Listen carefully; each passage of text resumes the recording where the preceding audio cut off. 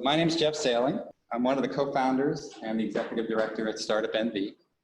We started about 3 years ago to help create an inclusive, vibrant startup ecosystem in the state of Nevada. Those of us who live here know that as startup founders, it's really hard to raise capital here, much harder than it is in many other places around the country.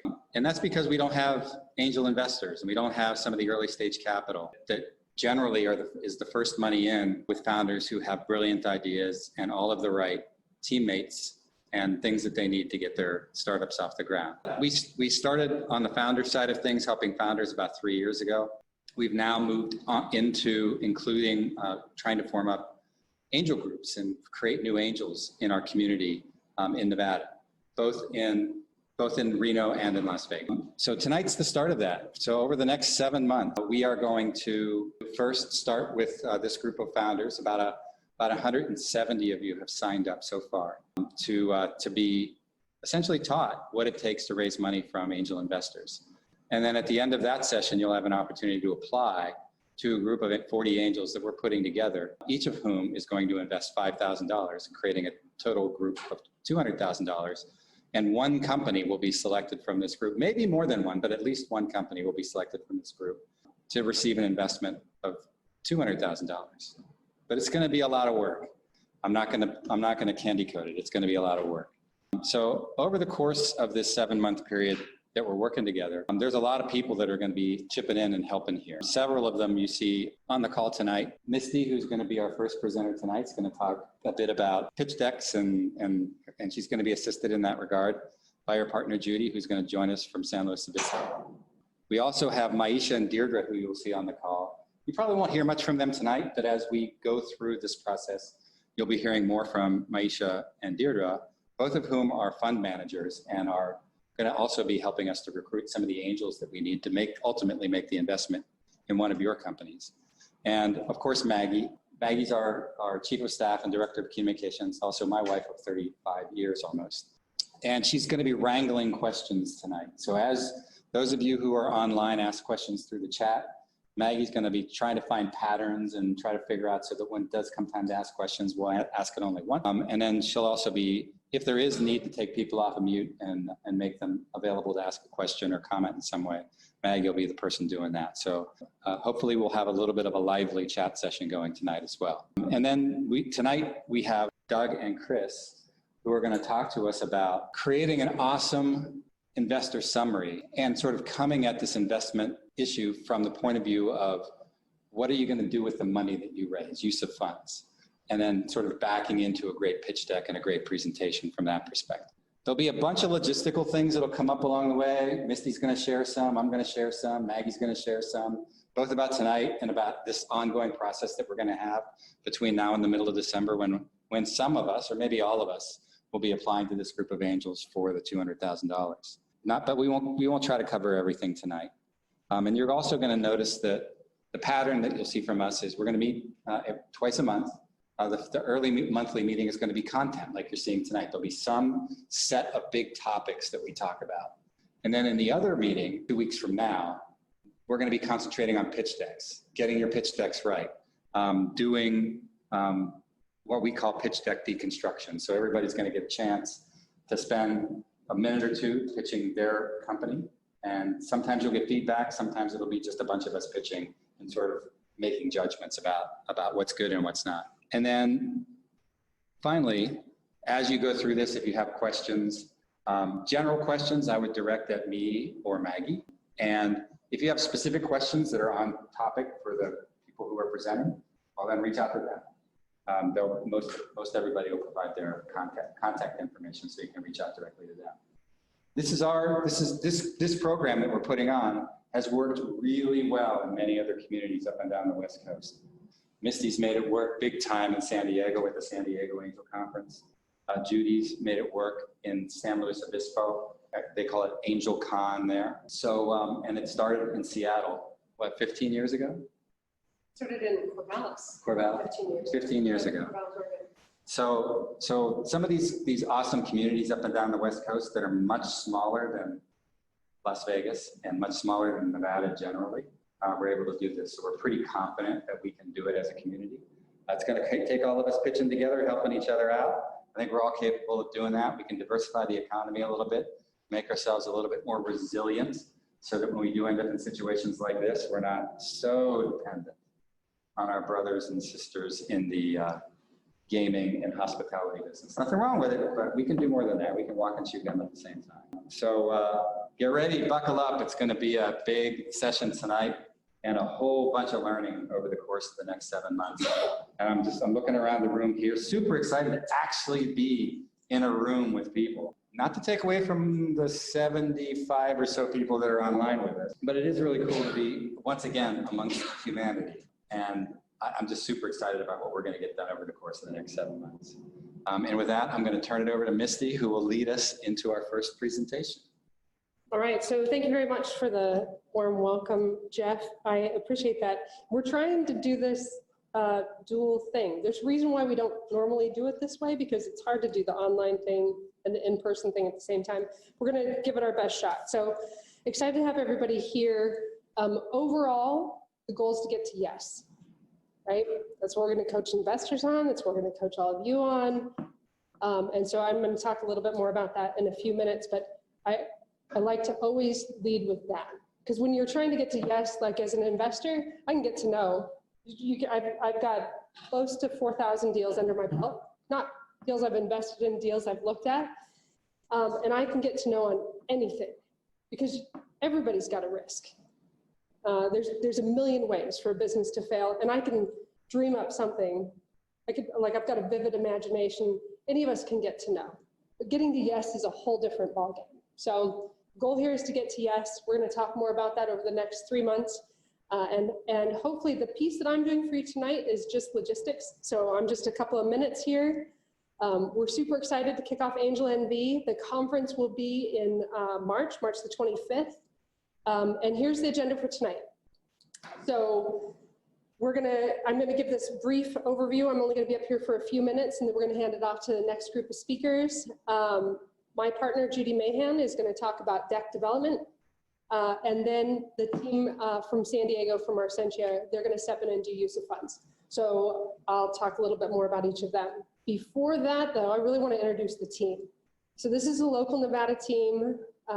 Jeff is here with StartUpNV.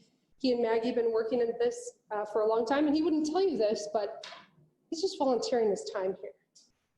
So this is just Jeff and Maggie. This is their passion project. They love this piece, and they're here out of the goodness of their hearts and for all of you. Deirdre Jackson is on, she's on with us in the virtual environment. She's your fund manager, accredited investor. She's coming to the table. She's taken all the risk of the fund. She will be the legal manager of the fund, and with her is her early team, which includes Maisha Williams, also an accredited investor looking to invest in the fund. So right away, we've got 2 investors who are looking at your stuff starting right now. And then Raj Tumbler's on the Tumber, say it wrong every time. Raj is on the event team, and then they've got the overarching structure is StartUpNV is the big organization, and then there are 2 programs within, FundNV, which is a different process, and AngelNV, which is going to be your angel conference process. It's going to go on for the next 6 months or so. And as part of the AngelNV process, me and my partner Judy are here to help you. So first angel conference I did was back in 2008. We demonstrated it could work in a town of 54,000 people in Oregon. And that process has lasted for about a decade. I think they've retired it this last year, but every year for 10 years, they invested between $250,000 and $1 million in local companies, all accredited investors working together to fund companies every year. And Judy Mahan launched the San Luis Obispo angel fund called AngelCon about 3 years ago. So she's got 3 under her belt. My partner from Oregon went on to run the the Seattle Angel Conference, and then I'm in the 3rd cycle of the San Diego Angel Conference, which just to tell you, over the last 2 years, we've seen 200 deals. We funded 6 companies. We've activated 87 investors, and we've moved $1 million in the official process, $500,000 each year for a total of 6 deals funded. We've moved $22 million around it. That's where the real magic is at. I'm gonna let Judy give herself a better introduction because she's carrying some of the meat tonight for you. But you'll hear from both of us over the next 3 months for sure, and then when we start working with investors, as some of you get invited back, you'll keep hearing from Judy and I as we work hard to help you hone your skills and move projects forward. The important thing is we know that there's 2 things in every community either one of us have ever worked. Investors say there's not enough good deals. Companies say there's nobody writing checks. And that is a weird catch-22. So what we're saying to you tonight is we're going to say there's a $200,000 target out there. We're going to work hard to fill with investors locally. And we know that's going to drive good deals. We know you're going to work hard for that money. We know that really great deals are going to come out of the woodwork. And so this is going to be a great opportunity for us to really transform how Nevada is thinking about its local economy. And then our other speakers tonight, Komen and Rowan, both from San Diego with a company called Arscientia. They did a presentation for me as a favor last year for San Diego Angel Conference 2 and blew my mind, like actually twisted my brain around, completely changed the way I think about deck development and where to start. And they start with use of funds and they back their way into a deck based on risk mitigation. It's a brilliant, brilliant strategy. And we're super excited to have them both as presenters tonight and as sponsors of the AngelNV process. Also, we couldn't do it without our other sponsors. So we've got a really great team of sponsors so far. We're sort of in the middle of the sponsorship raising part. So both partners between the SBDC, SCORE, the City of Las Vegas, the Urban Chamber, and the Latin Chamber they're all partnering to help get the word out. But also City of Las Vegas, Assure, Carta, and Silicon Valley Bank as sponsors. So sponsors in this environment is really, really tough. And so we really, really want you to, if you have a chance to work with any of these sponsors, we really want to encourage you to do that and to tell them you heard about them here. And with that, I'm going to hand it back to Jeff for a minute to talk about StartUpNV. So StartUpNV has been around for about 3 years, and it came out of sort of my desire. I'm a startup guy, worked in Silicon Valley for a while doing sort of really geeky software stuff. And we sold a lot of this stuff to really big corporations. And I moved here about 12 years ago thinking, I'm going to exit the company I was in, I'm going to start my next company here, and I'll be off to the races, except there was no capital and there were no coders. I couldn't do the work I wanted to do. So over the course of the 10 following years, I left every week to go to Seattle or Austin, Texas to do my work. The last time I did that in Austin, I worked at an incubator called the Capital Factory, where there were 40 other founders doing the same thing I was doing. It was awesome. It was one of the most professionally awesome experiences I've had. So when I came home, I said, now I know what I'm going to do. I'm going to do my next startup in an incubator at home in Nevada. 1,800 of these things around the country. Guess how many were in Nevada? 0. So at that point, I found some co-founders, and we were all said, listen, we're not getting on planes. We're not leaving anymore. We're going to fix this, which is what got StartUpNV started back in 2017. So since that time, 450 companies have pitched to get into the program. 48 companies have actually gotten into the program and worked with us. 17 of those companies have raised just over $40 million over the course of those 3 years, which is awesome. We're pretty proud of that, except for the fact that less than 1% of that money came from Nevada investors. Less than 1%. And that's just not cool. I mean, we need our founders, we need our local investors to invest in those founders so that when we do have our big hits, it helps our community. So that's what we're doing. We're all about helping founders get to the point where they can legitimately raise capital and be focused on having that exit where the founder thinks, all right, I've made it. I've just got a big buyout. I'm going to retire. And the founder usually goes off and buys a couple of cool toys, whatever their hobbies are. Lasts about 90 days because founders who do that kind of thing get bored easily. And they do one of two things at that point, or maybe both.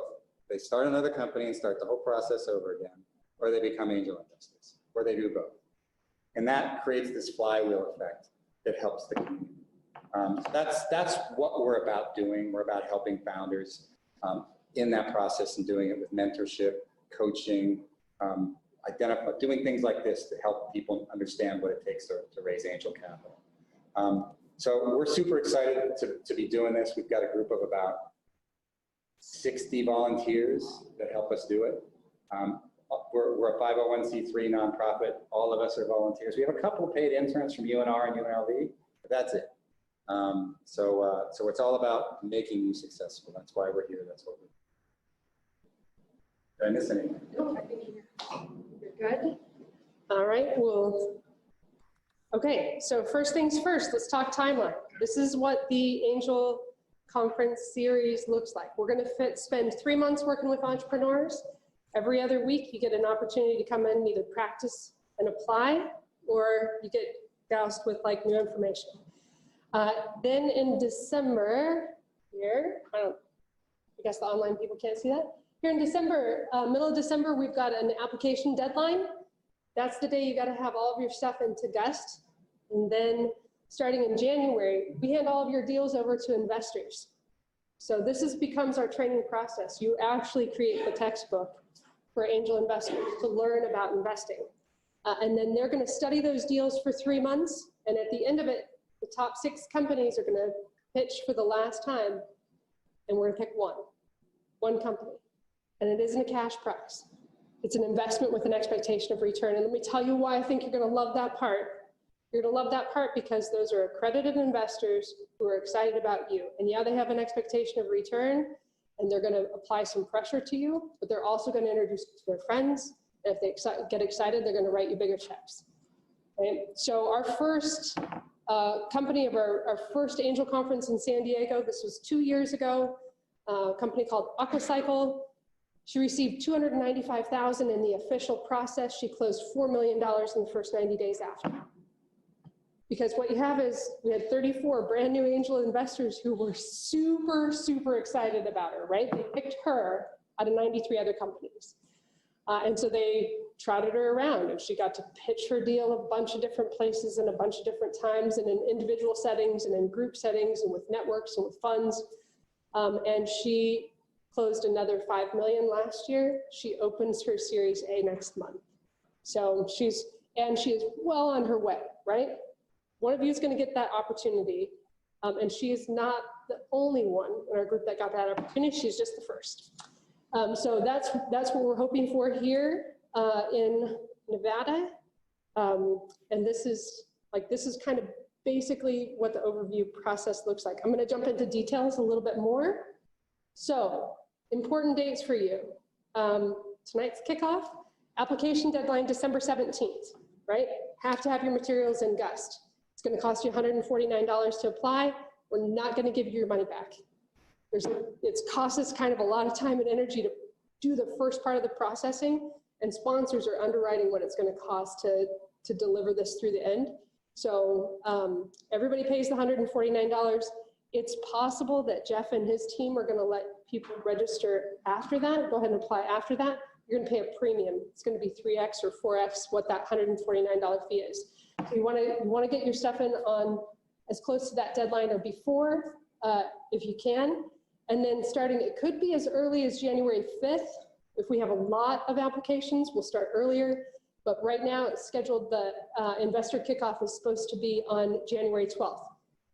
Whether it's the 5th or the 12th, that's the day that we're handing the deals off to the investors. That's the time they get the first crack at them, and you will get to continue to work on your materials all the way through the end of March. As a matter of fact, the way the process works, when you put your information into Gust, that's the platform that we're going to use. You can't get in there yet. We don't have it set up quite, we don't have it quite ready for you. But as soon as you put your information in there, every time you go in and make a change, it floats yours to the top. So every time an investor looks in, they're going to see who's been in there recently and making changes. Expectations that we want to see you evolve. You know, we want to see things change over time. We want to see you update your financials and update your team slides and update, you know, all of the other information about your TAM, SAM, and SOM and your market opportunity. Jeff? Just so you know, if you get into this process and you think, all right, this is not for me, I don't want to apply this cycle, there's no requirement that you apply. There's no requirement that you have to pay the $150. So if you get through this process and you decide, you know what, I'm not ready yet, no pressure. It's only if you want to apply for the money that it costs you the money.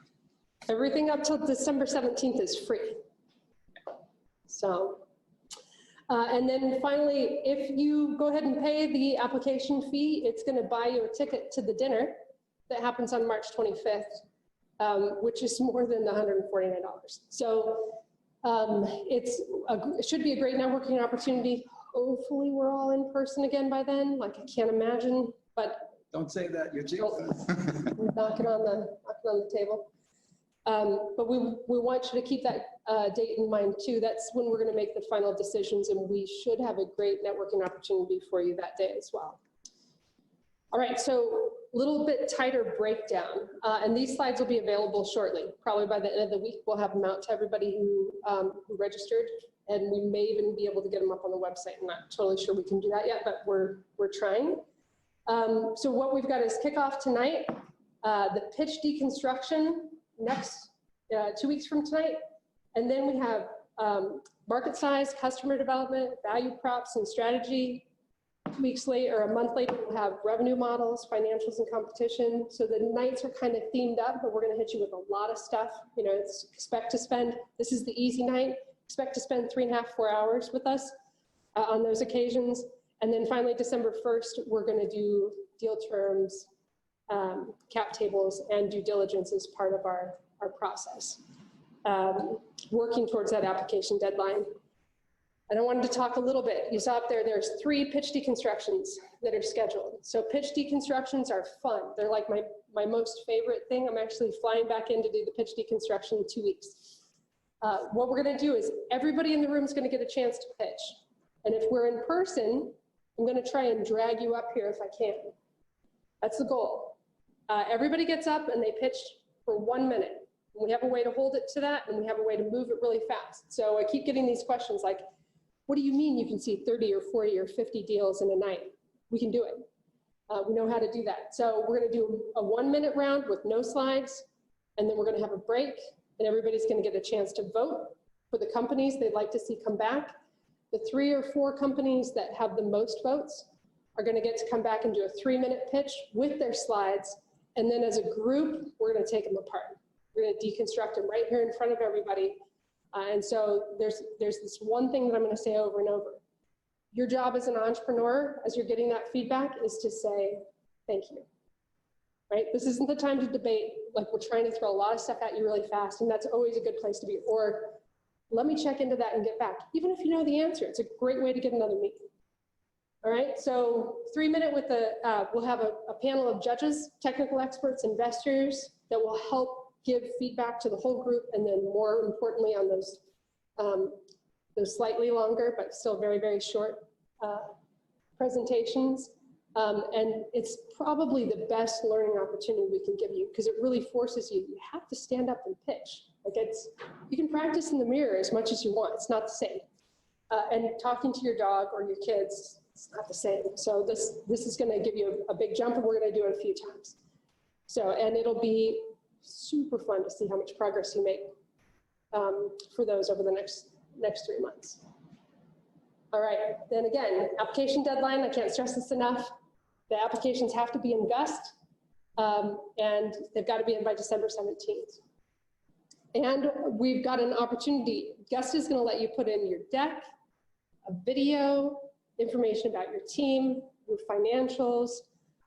It has a place for an executive summary, but we are going to ask you to use the tool that's going to be shared with you tonight by Doug and Chris with Arscientia, which is an investor summary instead of an executive summary. We think they've done a really brilliant thing here. And as a gift to Nevada, they're giving that to you for free. So anybody who wants it's going to be able to get access to that tool, and it'll help you build that investor summary or that executive summary in a really smart way. And then the investor series kicks off in January. Could be as early as the 5th, maybe as late as the 12th. And they're going to meet once or twice a week for 3 months, looking at those deals until they get down to 6. They're going to study those 6 deals for a month. And so if you think about, it's great to get a one-on-one with an investor. You get to a place where, as the team of 6, you might have 40 or 50 investors and 6 companies. Like, your odds become so much more exciting if you make it to that level in preparation for the main conference. So, final 6 companies are going to pitch. There's going to be dinner. We'll have a keynote speaker. They won't make decisions until that night, which means the month before we're going to negotiate all 6 deals so that we know that all 6 deals are good. And then that night they're going to pick the one. So somebody should walk away with $200,000. That amount of money is dependent on the number of investors who participate and how many units they purchase. And this is always a little bit of a scary part. We put the number out there first, then we go find the investors. But Nevada's off to a great start. We have more than 50 investors who've already voiced interest, and we will be working over the next 4 or 5 months to secure all of those investors so that we can bring that prize to life. And when I say prize, I do mean investment with expectation of return for the investors. That is absolutely, certainly 100% the deal. Every place we've tried this, we've been able to do it. So I'm confident that we can, but as first timers, it always feels sort of nervous that we can pull it off among the planning team, and but we've demonstrated that we can get it done. And Nevada's way ahead of the game from where I was at 3 years ago when we launched in San Diego. I don't know that I had a handful of interested parties at this stage. So super excited about that. Okay, that's the brief overview of just the logistics of the conference. And then we've got 2 speakers tonight, so we want to get onto them, but I'm happy to answer any questions. For the 200,000, what is the equity stake, and is there a predetermined valuation? So the question is there an equity stake and a predetermined valuation for the companies? Because we're inviting any company who's raising at least 200,000 up to a couple $1 million to participate, some of those deals will be in process already. Those terms are already set because they've already opened around or something like that. We can negotiate each deal individually. And so the equity and the opportunity is, the terms of the deal will be established in the weeks before the conference with each of the candidates. We see about 50-50 split between a straight equity play for companies that are more mature, already earning revenues and have been de-risked, and with convertible notes for companies that are pre-revenue.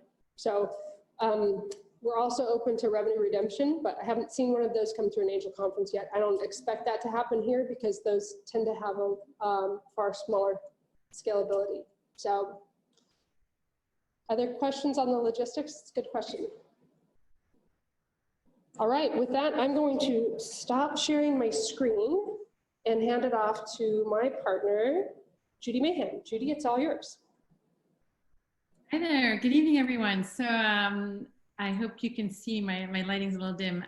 Great to be here tonight. Thank you for coming, for attending. This is a very exciting event, lots of opportunity here. I'm going to share my screen and we're going to dive into some content. Here we go. So, and I'm going to go into, let's see, sorry, the Zoom info is in my way. I'm trying to get the...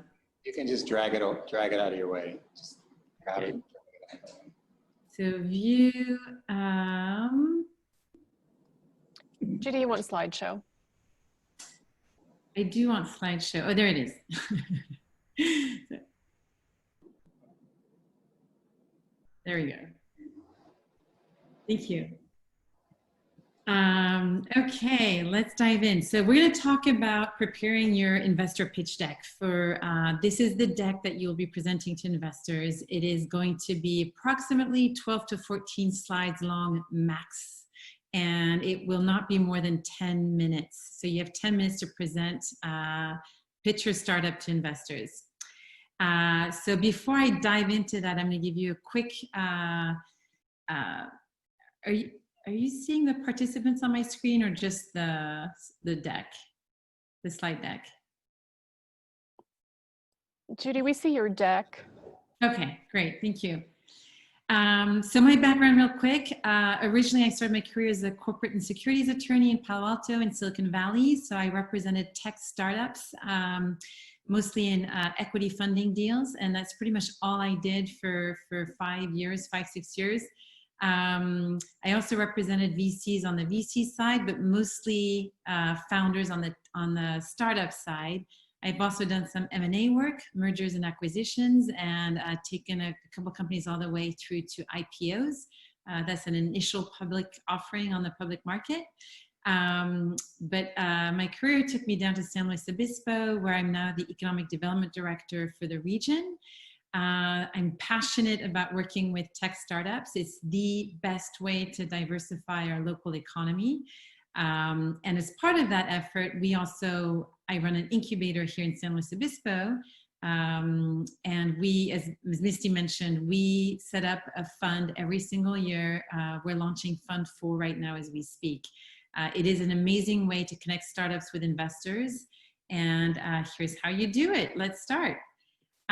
So first of all, it's all about creating the initial hook when you talk to your investors. You pretty much have 10, 30 seconds max to actually engage with your audience. And we're going to work slowly and progressively when we do the pitch deconstruction. We're going to teach you how to pitch in 1 minute, 3 minutes, and then evolve towards the full 10-minute pitch. So today I'm going to give you the overview of the full 10-minute pitch. But when we do pitch deconstruction, you need to be able to answer that initial question. What do you do? 1 minute. It has to be concise, precise, no rambling, no going into all the features about what your product does or what all the value adds of your services, et cetera, et cetera. You need to be able to identify the problem that your audience is going to relate to and provide the immediate solution in 1 sentence. And the best way to do this is often to tell a story. And we encourage you to go into storytelling mode because you're going to connect with the right side of the brain, which is the more emotional side of the brain. And people are more likely to, once they've connected at that level, they're more likely to engage. And I'm quoting here, this is a great book, which I would recommend to all of you. The right brain dominance is the new source of competitive advantage. So we're going to talk about competitive advantage. If you don't have specific IP or other specific differentiating factors, if you can connect emotionally, that can actually put you ahead of the curve. So let's dig into this a bit more. And then we're going to talk about how to do this storytelling in a smart way. You're going to want to set the stage, manage expectations so that your audience knows where you're leading them to. You're going to want to set questions. Questions are going to trigger the interest of your audience, and then answer those questions as you storytell. And then you just repeat the process throughout the slide deck. Taking advantage is something I'll talk about at the end, but never leave any time you pitch in any way, even if it's your 1 minute pitch, your 3 minute pitch, or your 10-minute pitch. The 10-minute pitch, you need to end with an ask. And there's many different ways to place an ask. The 10-minute pitch is obviously the ask is going to be the amount of funding that you need for your startup. But there's many other asks depending on the audience that you're with, on who you're talking to. It could be asking for advice, asking for a specific resource that you need for your startup. It doesn't always have to be funding. Of course, here we're going to focus on the funding piece, but there are other aspects to the ask. So the 4 Ps. This is when you do that initial setting the stage piece of your storytelling. So what we're talking about here is when you're setting the stage, doing that storytelling. These are the first 2 slides of your deck. You're going to highlight the problem and provide the solution. To highlight the problem, you want to set the stage. you want to engage with you want to showcase a specific person, a protagonist. You want to create the environment, the place. What's the plot? What's the conflict that you're trying to help, that you're going to show this protagonist trying to solve? And then why should anyone care? So I'm going to give you a couple of examples. The winners of, I'll stay on this prior slide for a minute. One of the winners of our last elevator pitch competition is Haley Pavoni. She created Passion Footwear. She created a shoe that has a fully removable heel, very technical IP. She has a patent on the process. She's about 3 years in now. She's raised millions of dollars. And she's actually, they're on their 3rd run of manufacturing. They're doing really well. But the way she starts her story every time is she talks, so she's the protagonist in her story. She tells a story about, I'm going out, I'm wearing high heels, I'm going out dancing, my feet hurt, I take my shoes off so I can dance barefoot. Next thing you know, she literally got a friend that was dancing with her, her heel went straight into her foot and injured her foot. She had to get stitches. And that was the impetus for starting her business. She tells the story a lot better than I do. And I'm just trying to give it to you in the shortest possible way. But most people in the audience, at least women, can completely relate to the high heel issue of wanting to take your shoes off to go dance. She had the added, if you will, conflict that she actually severely injured her foot.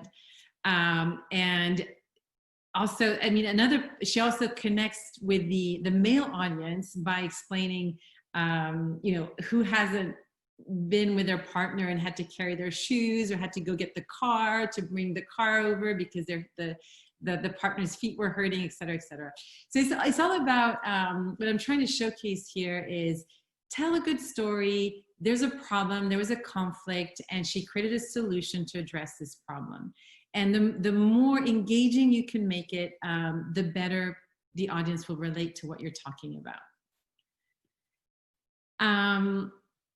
When you're sharing information, manage expectations. So you want to make sure that when you're building up the information that is leading up to the answer to a question that you're going to present. So it's a constant, here's the problem, here's all the data that I have, and based on this data, here's how I know that this solution, this answer is answering the question here. You can use this throughout your slides. So I know a lot of this doesn't sound extremely precise, but as we dig into this and look at the template, it'll make more and more sense. And then you just repeat this process ongoing throughout your slides. And don't forget to make an ask. No matter what, you're in constant pitch mode. This is your startup. You're living and breathing it 24/7. People are constantly asking you, what are you doing? What do you do? You need to have it on autopilot, where you can answer that question in 10 seconds and then immediately connect with the audience with some type of ask. As mentioned earlier, if it's an investor, maybe you're seeking funding. Maybe you need someone to join your team. Maybe you're looking for a CTO. Maybe it's a potential customer. Maybe it's the opportunity to do some customer development and ask questions to figure out, engage with them to understand what their process is and how they're solving what you've perceived to be a problem. Some basic tips here in your slides in general. Do not use any jargon. The more simple, clear language that you can use, the better it is. Yes, investors are savvy, smart people. It doesn't mean that they know your industry. Do not use jargon. Stay away from it. No acronyms. For the most part, people will not know what those acronyms mean. Again, we're sometimes so immersed in our industry, in our expertise. We assume that people know what we're talking about, but they don't. and you want to avoid putting up any barriers to the information that you're trying to share. An acronym, jargon, that creates a barrier between you and your audience. Avoid discussing at all costs how the product works. Don't talk about the features. Don't talk about all the value add. That's not the point. You're focusing on the problem, the solution, big picture. When you get into the Q&A with your investors, they will ask you questions about how things work, and you can get into the weeds at that point. Don't do it up front. You need to show that you're talking about your business model, about revenue channels. It's all about, honestly, once you're pitching to investors, it's all about how are you going to make money? That's the bottom line. Investors need to know that you understand that there has to be a revenue model that makes sense. And you need to focus on the business aspect of the business, not the product, not the service itself. That should have been addressed in the problem solution at the start of your slide deck. And last but not least, you do not need to please everyone. You don't have to be the perfect solution for everyone out there. It can be a niche product. If the person you're talking to does not relate to what you're doing, then that's not your customer. Move on. There is some, if there is a problem out there and you're solving that problem, there is someone out there who is having that problem or pain, and you will be able to solve their pain. But don't try to be everything to everyone. So that's sort of the basic overarching tips here. Now let's dive into the actual pitch deck. So we will share this template so that you can work with it as your framework moving forward.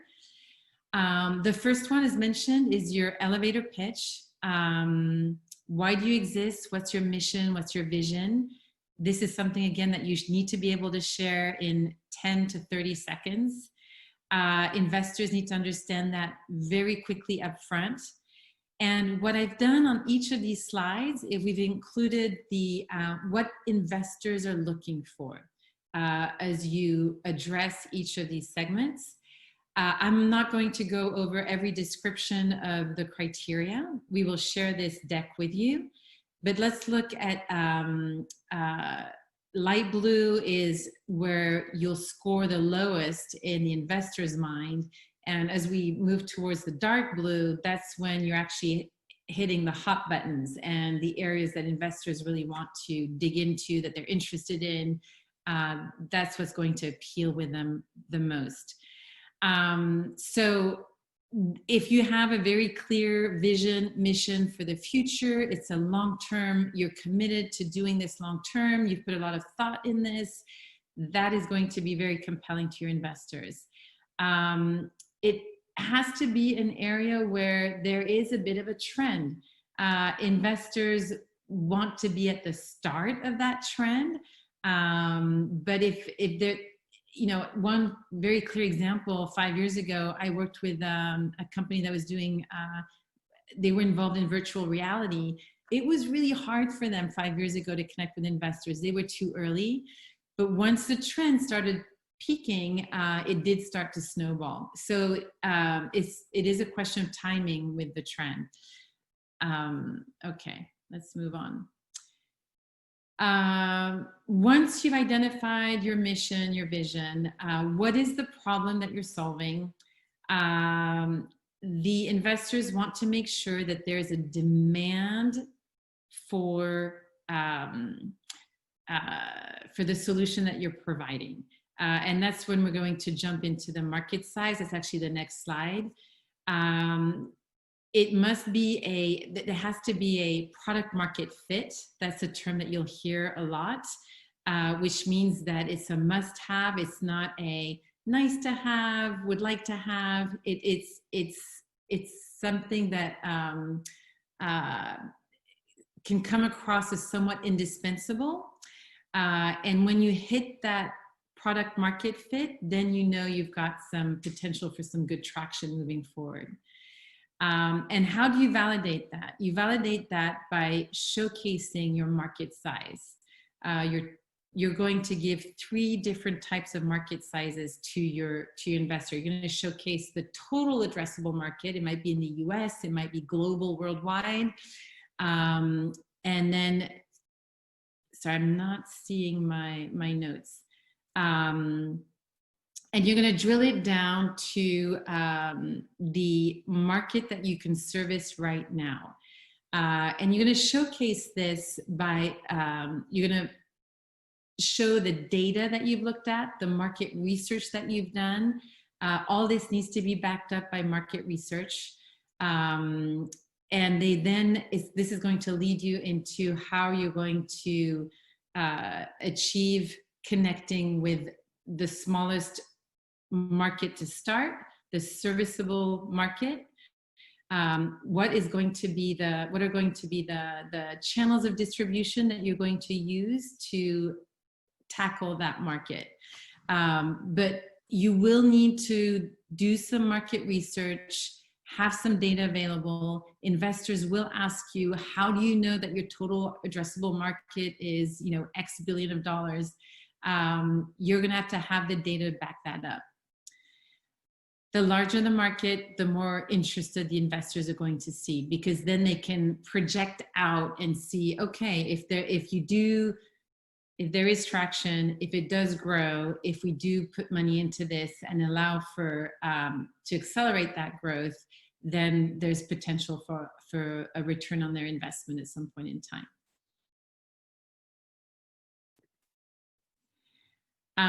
Within that serviceable market, investors want to see your customer segments. This shows that not only have you done your market research, you've analyzed the data, but then you've also thought through of what are those customer segments? And once you've identified those, you'll be able to figure out how to connect with them. Investors want to make sure that you have a very clear understanding of who your customers are, where do they, if you know who they are, you'll know how to connect with them. Are there specific trade shows you need to attend? Is there specific social media outreach that you need to do within certain platforms to connect with specific segments? The better you understand those segments, the better you'll be able to show that you know how to connect with them. So that's another important slide. The value proposition is basically how are you different from everyone else, and that's when you can start talking a little bit more in more detail about your product or service. What is the value that you're creating here that your competitors don't have? Why are you so great? Are you cheaper, better, faster, more efficient, more innovative? What are the differentiating factors? And again, how are you going to reach your customers with this value proposition? I'm looking also at the value prop criteria here for investors. So if the customers understand the value proposition, if they understand how much better, faster, cheaper, more efficient, more innovative you are, then it's likely that they're willing to pay a higher price for the product, the service, and then this will give us a good transition into how you're going to be pricing your product or service, and we'll be able to talk about revenue channels. Marketing, investors they need to understand, or they need to feel comfortable that you have a very, very clear marketing strategy in place. So spend time on that. You need to build a marketing plan. So not only do you, again, as I've said earlier, you understand what the customer segments are, you understand the messaging that you're going to offer those segments, the value prop that you're going to highlight for each of those segments, and how you're going to connect with them. I often see investors asking the question about customer acquisition costs, understanding how much is it going to cost to connect with those customers? That's a question that comes up all the time. Being able to answer and respond to that question is important too. And then we finally get into revenue streams. So, you know, obviously the more revenue streams you have, the better. Your market segments, you can be, there's so many variations here. You can be a B2B type business that also, not only are you selling at a wholesale level, but maybe you're also selling at a retail level and direct to consumer. So then you might have 3 different revenue streams with different margins, with different, again, different marketing plans for each of those revenue streams. So this is where you start tying it all together. There's, you know, one doesn't have to be exclusive of another. The more revenue streams, the better. There's, if you can diversify, as we've seen, I mean, this year's been a perfect example, right? Under COVID, the companies that were focused on one revenue channel, one revenue stream, were more highly impacted than those that had a more diversified means of connecting with different customer segments. And also, yeah, so that's enough on that slide. The competition. So investors want to make sure that you are extremely well aware of who else is out there. The fact that there's competition is a good thing. Often founders of startups are worried that, oh my gosh, you know, X, Y, and Z are already doing what I'm doing, then there's no point in doing what I'm doing. On the contrary, it can validate that what you want to do, there's a market for it. So it's a good thing. Competition is healthy. But you have to remember, you will need to be able to highlight how are you different, and is it enough for anyone to care? And again, I talked about this earlier. What's your value prop? What's different about you from your competition? You need to be able to highlight that. So the fact that there is competition, it is a good thing. That means that there's a need for your product or service. That means that there's already customers out there for you. But how are you different from the competition? So the best competitive advantage that you can have is intellectual property, IP. If you have something that can be patented, you need to, if you can showcase that you're taking the steps necessary to protect your IP, to get a patent filed with the USPTO office, that is a great thing. It shows that you have already somewhat developed your product, that you have you've been able to submit a case for the patent office to get it protected. It shows that your product has unique features. If it's worthy of a patent, that means there's something original, novel, new about this concept that you have. So it validates that piece. Also, it allows you to differentiate yourself from the competition, and maybe even and also protect what you have, obviously. Although protection that's a complex issue, because you also have to have the funding to be able to protect what you have. To be able to protect your IP, you need to have the means to potentially sue someone who's trying to, who might be in breach of your patent. But having something defensible is important. And you're creating value in your business. Having IP, having a patent that is protected, it's an asset. Investors know that if they are investing in a company that has IP, that asset has value, and should you position yourself to be acquired, which is typically for most startups, that's what the exit strategy looks like. Having that asset builds value in your business. It means that you can get acquired for a higher value. The team is crucially important. every investor I've ever talked to, that's actually the number one thing that they look out, that they look out for. They want to see a really strong team, a team with a good industry expertise, a good tech person. It could be the software engineer. It could be whatever other type of engineer that has helped build the product or service or develop the software. There has to be a strong business person, someone who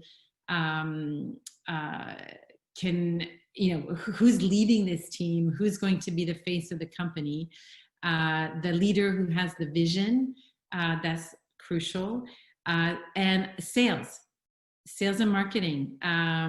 If you don't have sales, you don't have a business.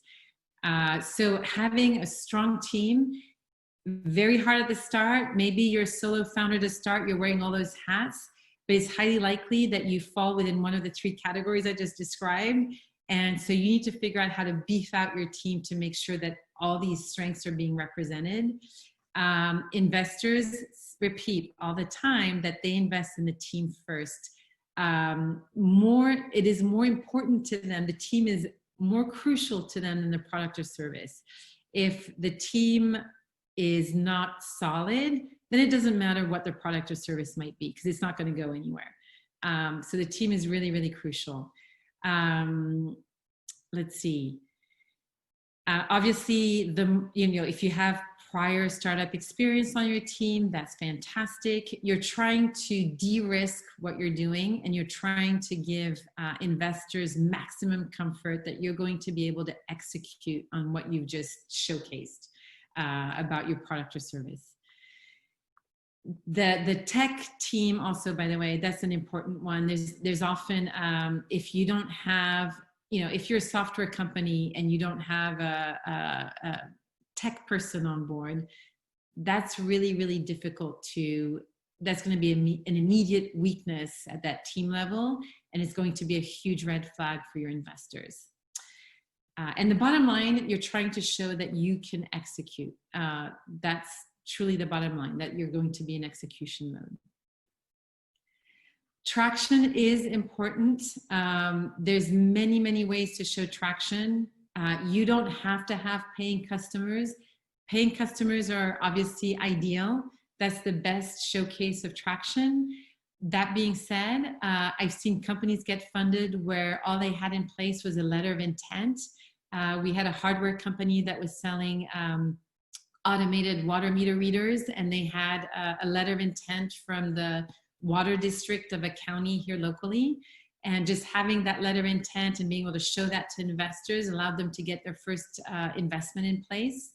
So anything that you can use to support and showcase traction is important. It can be a very extensive mailing list. It can be having 2 million followers on social media. There's lots of pieces to traction that you can pull into place to support that there's that you're onto something, that again, that customers out there need what you're trying to sell. Financials. It doesn't have to be amazingly detailed at the start, but being able to showcase a little bit where you're at as far as what's your burn rate, how much are you spending each month, and should you get funding, what are you going to spend that money on, and how is that going to support the revenue that you're going to generate over the next 12 months, over the next 24 months, 3 years. So being able to do projections at least 3 years out is important. You want to, again, show your investors that you have a vision, you have goals, you understand that if you do get funded at a certain level, you know exactly what you're going to do with that money, and that money is going to help you hit certain targets, certain revenue targets as you grow. Exit strategy, this is a slide that always boggles my mind a little bit because basically for 99.9% of the companies out there, for startups, the exit strategy is going to be an acquisition. So I think the best thing you can do on this slide is to show, I like to tell my startups, just show what's going on in your industry. Who's been acquiring who in the industry that you're in? Is Google, Facebook, are they doing acquisitions in the niche that you're in? And if so, what are the deals that are happening? What are the dollar values? Again, doing a bit of market research to support your data for that slide is important. I think that the key thing to hit on with that slide is to show that here's some other startups that could have been potential competitors, and here's how much they were acquired for. And showing, you know, big dollar amounts is great, because then the investors can project themselves out and say, oh, wow, okay, there's some activity. It is a hot investment area. Acquisitions are being made. If startup ABC just got acquired for 100 million by Google, that's another hook with your investors, right? To get them excited about the potential of what you're doing.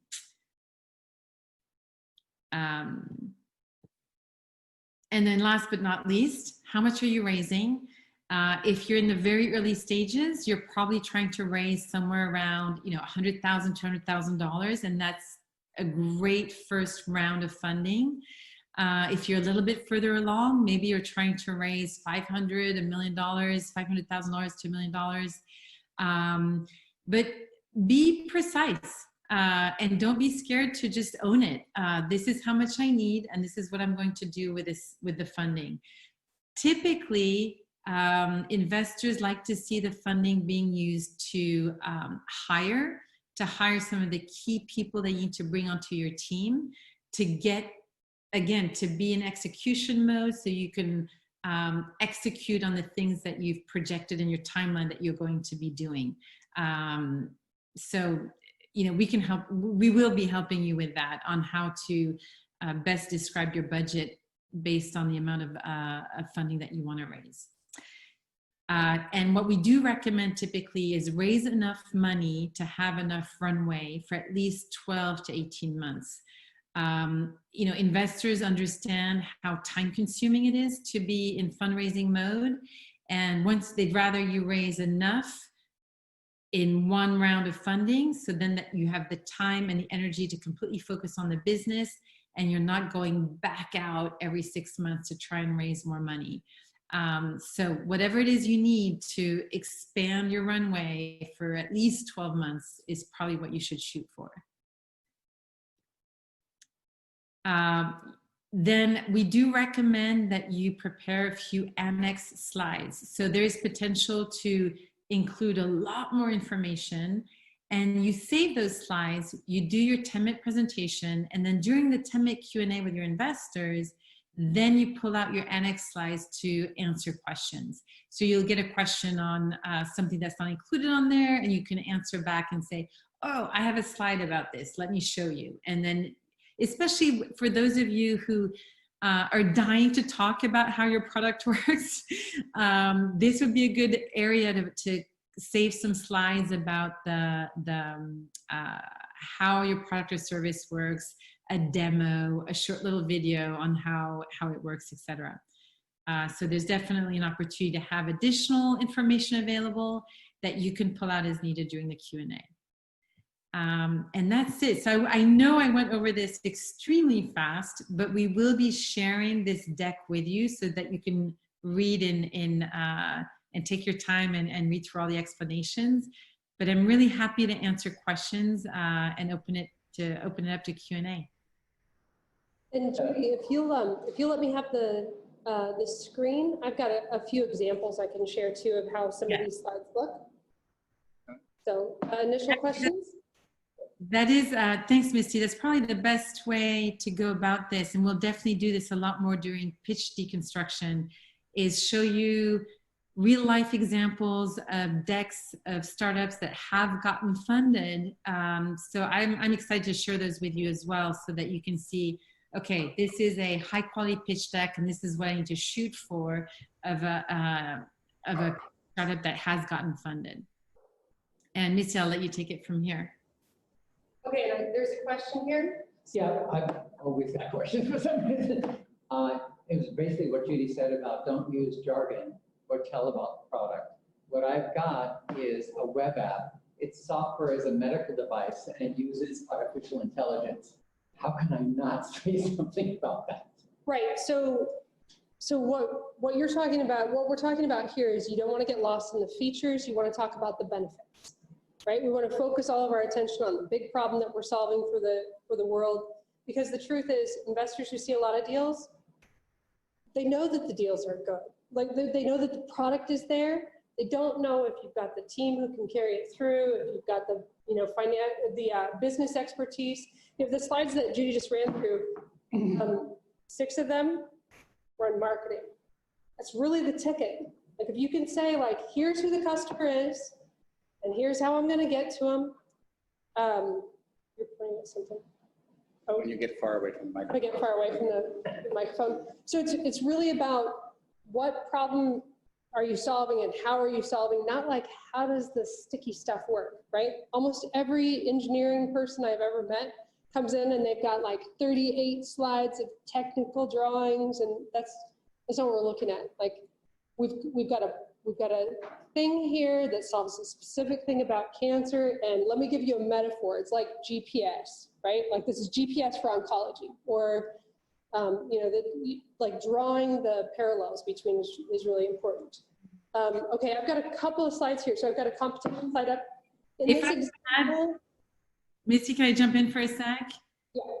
So what I tell all my startups that are starting the incubator program, they've done a demo day, a lot of them, to get in. And the demo day has been all about their great story, et cetera. The whole slide deck's about stories. But what I try to explain is you're in business mode. This is all about the business side of what you're doing. Investors want to know about the business side. They trust, again, like Misty said, they're going to trust on they're going to trust you on the product side. You're the industry expert. You know what you're doing.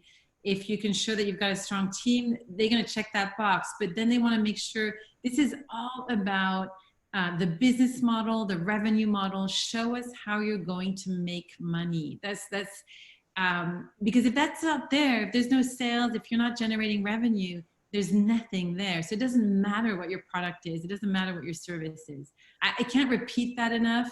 It's all about how are you going to do business, right? So once you really embrace that, you can go from there. Go ahead, Misty. All right, so a couple of examples just quickly. This is an example of a competition slide. We see them this way often. So let's pretend I'm the company Smooth Blender. I put myself all the way to one side or the other. I'm showing myself all with green check marks, and I am demonstrating where I fit with the competition. So this is telling an investor 2 things. It's saying like, 1, I understand what the marketplace looks like, who my competitors are, and 2, it's for an investor, it's saying, what's my M&A opportunity? Who's likely going to buy me, right? I know this logo. I know Ninja. I've heard of that. Probably somebody's got one on their countertop that's in the room tonight. So if I'm Smooth Blender and I'm trying to compete against Ninja, I better have a pretty darn good story. And so this tells the story of like, wow, I can beat Ninja on these 3 things. And to be fair, to be competitive, you have to beat your competitors on one of 3 things. To be disruptive, you have to do all 3. And the 3 things are speed, quality, and price. So speed means you do it faster, quality means you do it better, and price means you do it cheaper, right? Faster, better, cheaper. You've got to do at least one of those. If you can do all 3, it puts you in the disruptive category. So think chips versus vacuum tubes, right? Completely disruptive. If you can do that, investors want to play with you. Again, on the competition slide, I'm trying to show myself, on the benefits, right? I'm giving you a simple example here. Like I'm faster, I'm cheaper, and I have scalable manufacturing, threw that in there, and self-washing. Woohoo, right? If I can do self-washing, I have to be able to prove it in the long run. But if I can do it, that certainly would set me apart from the competition, right? Use the blender, put it back in the cupboard. Then when we talked about market opportunity, Judy was talking about the TAM, SAM, and SOM. So again, smooth blenders, Tam, Sam, and Soam.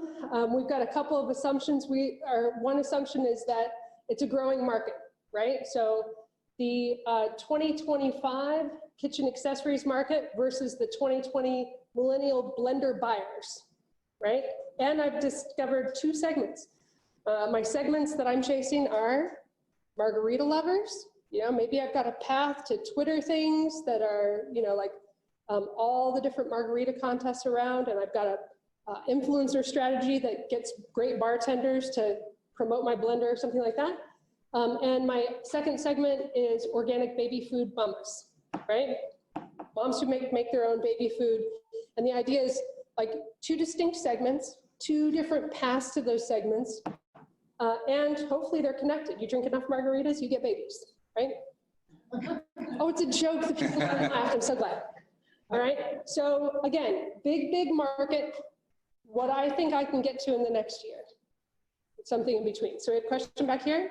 Can we hypothetically just take a company like Facebook? How would that apply? Because it seems like it's everybody, anyone would be interested, all the way from school kids to adults, from every aspect of society. Everybody uses Facebook. So how would they break this down into a Tam, Sam, Soam? Would that even be possible? If you're, Repeat the question. yeah, so to repeat the question, what's the parallel for Facebook? Fair enough, accept it. The parallel for Facebook is Facebook was designed for college-age boys to chase college-age girls, right? We found a whole bunch of other segments that it's useful for, right? Like as a new grandma, it's like amazing for me, right? All my college buddies need to see this grandkid of mine, like it's totally different segment. So does that answer your question? Okay, try That was again. in the beginning, and they lost, but now everybody uses it. Not raising. I mean, billions of people use it. So how does this Tam, Sam, Soam break down so that we can understand on a macro level what Tam as opposed to Sam as opposed to Soam? Okay, so again, I'm going to get away from Facebook. Let me give you something that is, I think, a pretty good parallel. So let's say I've got a product. I'm not going to tell you what the product is just yet, but I'm going to tell you it's in transportation, right? The TAM is planes, trains, and automobiles, right? That's in transportation. But I'm making a bicycle. Is that a true TAM? No, right? Facebook is not a fair example because it's a global phenomenon. It's already, they've already raised. It's already done raising. Right. It's So- completely. But I have a platform very similar to Facebook. That's why I'm trying to understand. So if you have, okay, so then the question is, if you have let's say you have a platform that's very similar to Facebook, you're going to chase down a segment or a handful of segments that you've got a clear path to. People are going to pay you money, or you're going to develop a user base based on something specific, and you're not going to try and tackle a global market altogether. Unless you're raising, let's say you're raising, $1 billion towards those ends. If you're not in a position to raise $1 billion, you're picking a segment. So why pick a segment and leave out a segment? Okay, so the question is, why pick one segment and leave others out? Think about the path to the customer. Does every customer buy everything for the same exact reason? No. And can you afford, as a company, to be out there trying to customize your sales strategy for 1,000 segments? You have to be able to do what's within your control. All right. We can have more of a conversation offline about this too. Judy, did you have something to offer there? Yeah, I wanted to show another example, which maybe would be helpful. I'm going to screen share for a second, if that's okay. Oh, yeah. So I'm going to share my screen real quick. So the convertible heel company that I mentioned earlier, here's their Tam, Sam, Soam slide, right? So the global, here's the TAM. So this is done in a really beautiful graphic way. It doesn't have to be those circles. There's a global market, worldwide market of $8 billion. There's a women's total US market of $44 billion. but there's an online market of 2. So they're choosing to focus on the online market because they're only doing B2C, direct to consumer. They did way back at the early stages, they were trying to go into retail and abandon that distribution channel.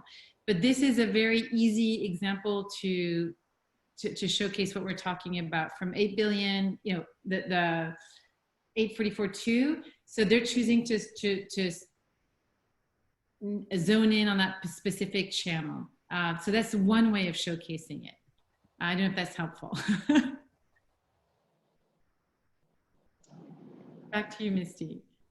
All right, I have one more slide on the ask, but I think we're going to come to that later. And since the next guys are just doing a presentation on use of funds, I think we're going to take a brief pause here for a short break. So if you are in our online audience, grab a drink or. So thank you very much, Jeff, Judy, and Misty for inviting us to this presentation. Doug and I are really excited.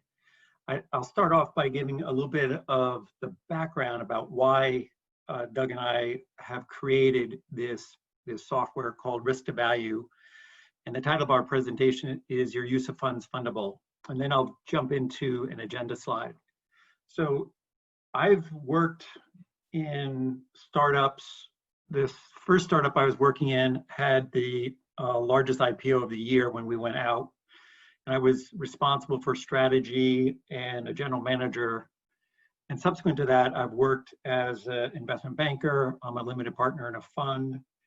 And Doug also has had that experience where he's taken a company, you know, from 0 to over 200 people, trading $65 billion a year at the mercantile exchange in options, and just had a very, very successful run.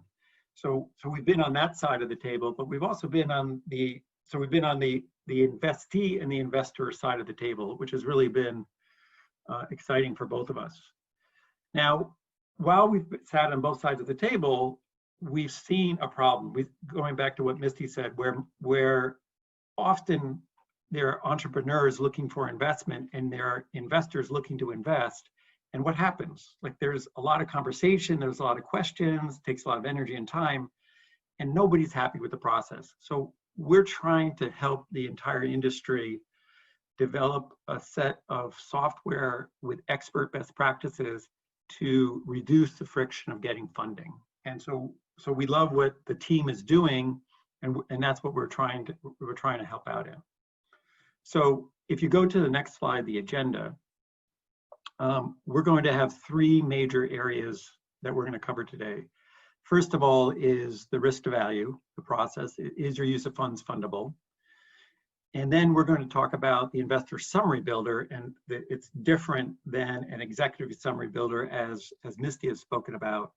And the last thing we'll talk about is how to get ready for investors from a due diligence perspective, because they are going to ask you lots of questions, and if you're prepared, the chance of raising money goes up dramatically. So that's the quick agenda that we're going to talk about. And Doug, would you like to talk a little bit about your background as well as the first question we have? You got it.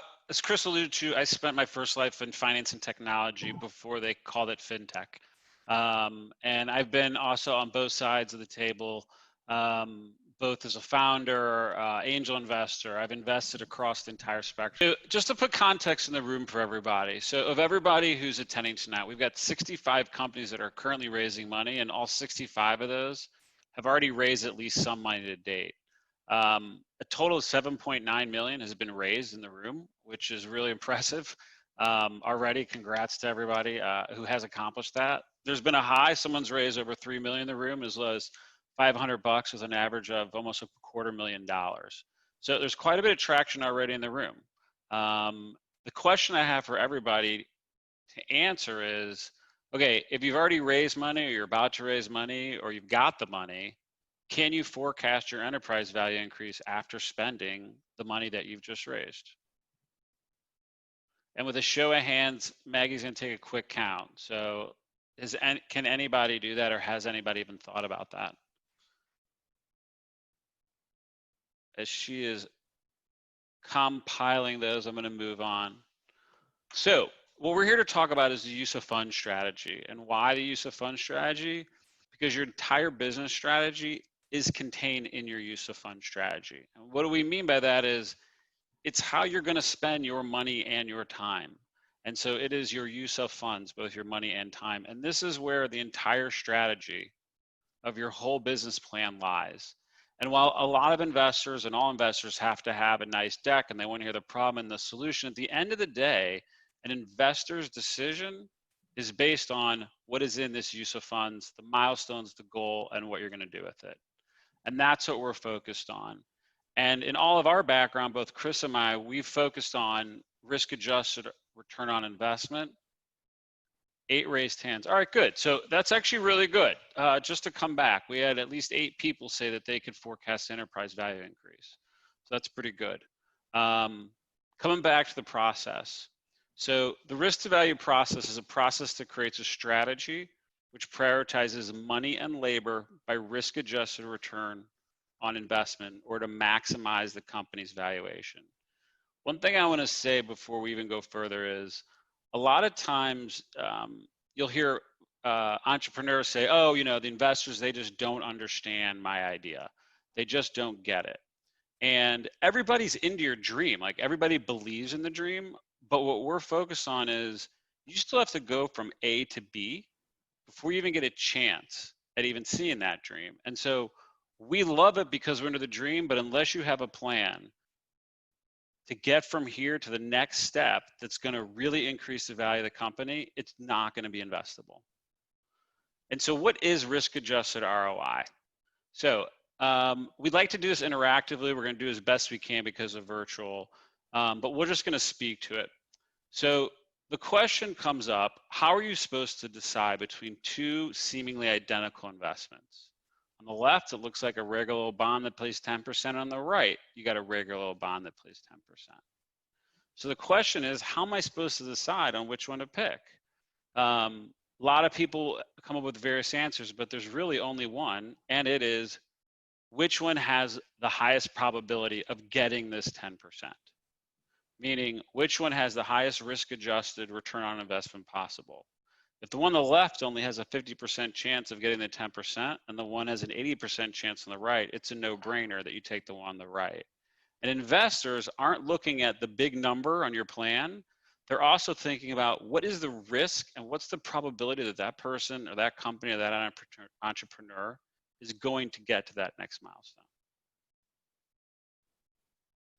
Okay, I'm going to ask a question to everyone before I speak to the slide. So there's an average number out there that every company on average needs in order to get to a successful exit. This is dilutive capital. So this is the amount of money, not debt you would borrow, but the amount of money you would have to dilute yourself and raise in order to get to a successful exit. It's an average for a tech company. So while I'm speaking to the slide, if everybody could type down into the chat a number that they think will, by the time we get to the end of it, we will see what everybody has to say. So 2 important data takeaways here. 1, the average angel pre-money valuation continues to grow while the median stays steady. And the other one is that there's still strong increases across the entire range for early stage VC valuations. Okay, now this is data that gets us through 2020 and it's just before COVID. So a lot of people ask, well, what's changed since COVID? You know, things have reoriented, things have aligned a little differently, but in general, it's still similar overlying conditions, which are, there is a ton of money out there, but if you notice, the median is still steady, which means that the average is higher and that, I'm sorry, the average is not higher, but the number of deals that people are putting money into, they're piling into fewer deals. Okay, so what's the average? We got $1.5 million to get to exit, $750K to get to exit. 10 million, 1 million, 3 million, 200 million, 500K. So the answer is $41 million. And why this is so important is, and you heard Misty and Judy speak to it, when an investor in a VC in an early stage gives you money to invest in, they're keeping more money for you off to the side because they know you're going to need it. They know you're going to need it. So if you walk in within a plan and you say to a potential investor, yep, $5 million, that's all I need. I'm done, man. We're going to IPO. This thing's going to be awesome. It's probably the end of the conversation. So you need to go into a meeting with an investor knowing that they know that you're going to need more money and have a plan for what you're going to do about it. Last year, this is through the end of last year. All the trends have continued. And again, the big takeaway, guys, is just this. Investors are seeking great deals. There's plenty of money out there. Last year, there's over 136 billion. There's going to be probably more this year. But the line to look at is the number of deals is going down. And again, it's because there's a lot of money sloshing out there and investors are looking for good deals, but they aren't finding them and they're piling into the same deals. I want everybody in the room to take a real close look at this one because this is every founder's nightmare, which is a straight dilution from the beginning down to the end, where an average founder exits with about 10 to 11% of the company. So the only thing to remember is that you're going to be diluted no matter what. The important part is what are you going to do in the very beginning so that this line isn't steep down to the right and it's more shallow over to the right. Because if you do the right things in the beginning, you will minimize that dilution. This is just a distribution of where investments are falling in general in returns. It's pretty skewed if you guys notice, where 65% return 0 to 1, 25%, 1 to 5. And in general, if you look at this, 65% of financings fail to even return just a 1x. Only 4% produce a return of 10x or more. And only 10% produce a return of 5x or more.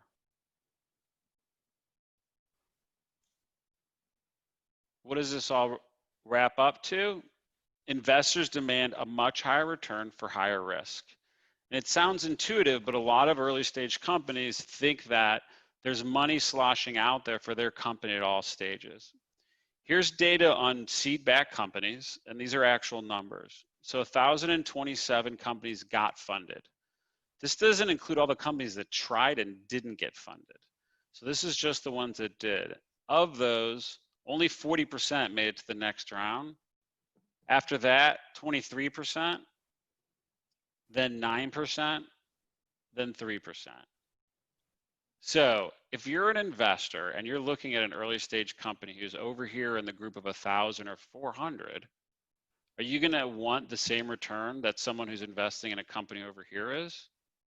No, you're going to need to be much higher. And that's what this shows you. So that if you're an early stage company, and this is just guidelines and rules, but keep in mind that if you're brand new starting out, you really need to be looking to put together a use of fund strategy that's going to get your early investors a 10x return ultimately plus. And as you see, as you go through and you continue to get funding, what's happening is the risk of your company is going down. And therefore, the return that an investor will require will be less because the risk is going to be less. I'm going to hand it off to Chris to talk about valuations. Thanks, Doug.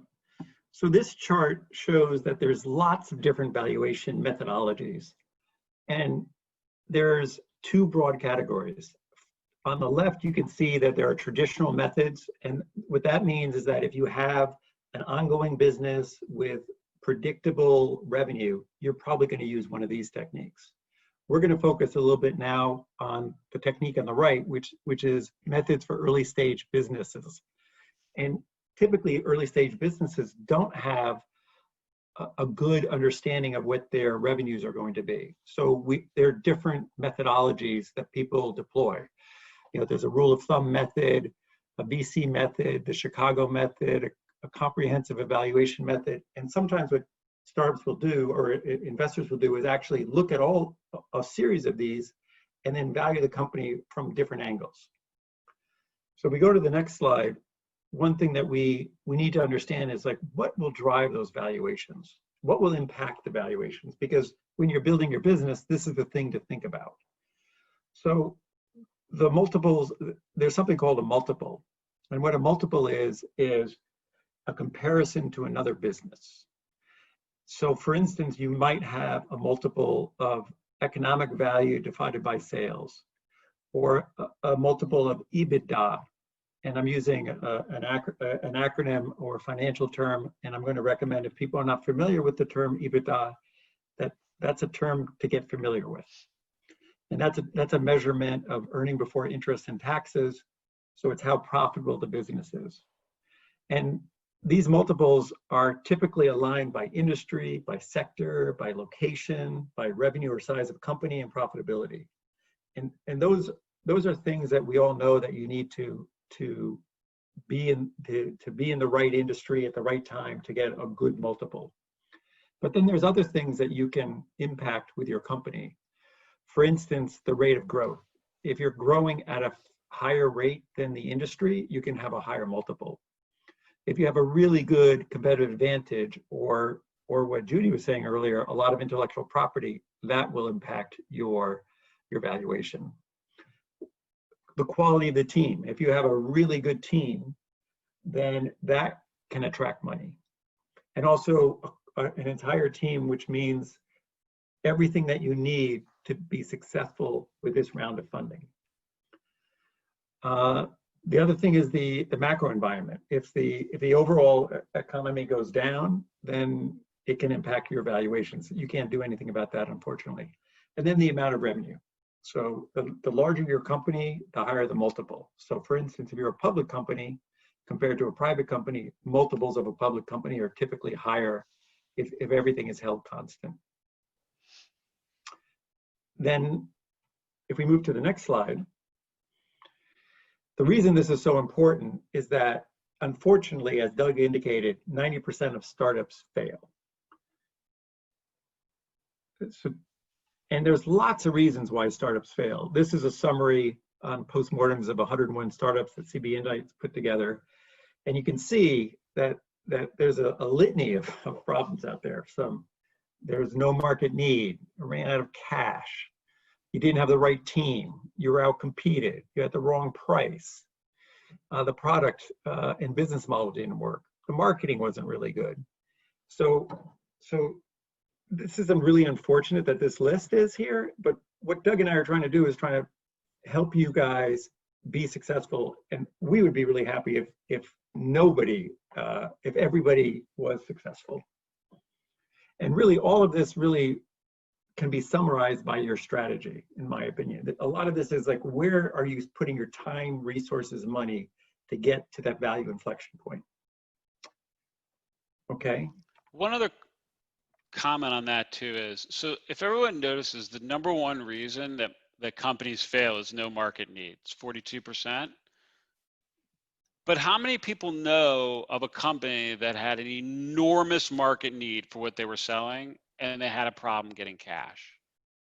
So really think about it. If you have a huge market need for what you have and you're the one who's providing it and the only one, you're probably not going to have a problem getting cash. So the number of companies that fail because they have no market need is probably higher than that. And I just wanted to emphasize that so everybody's thinking about that.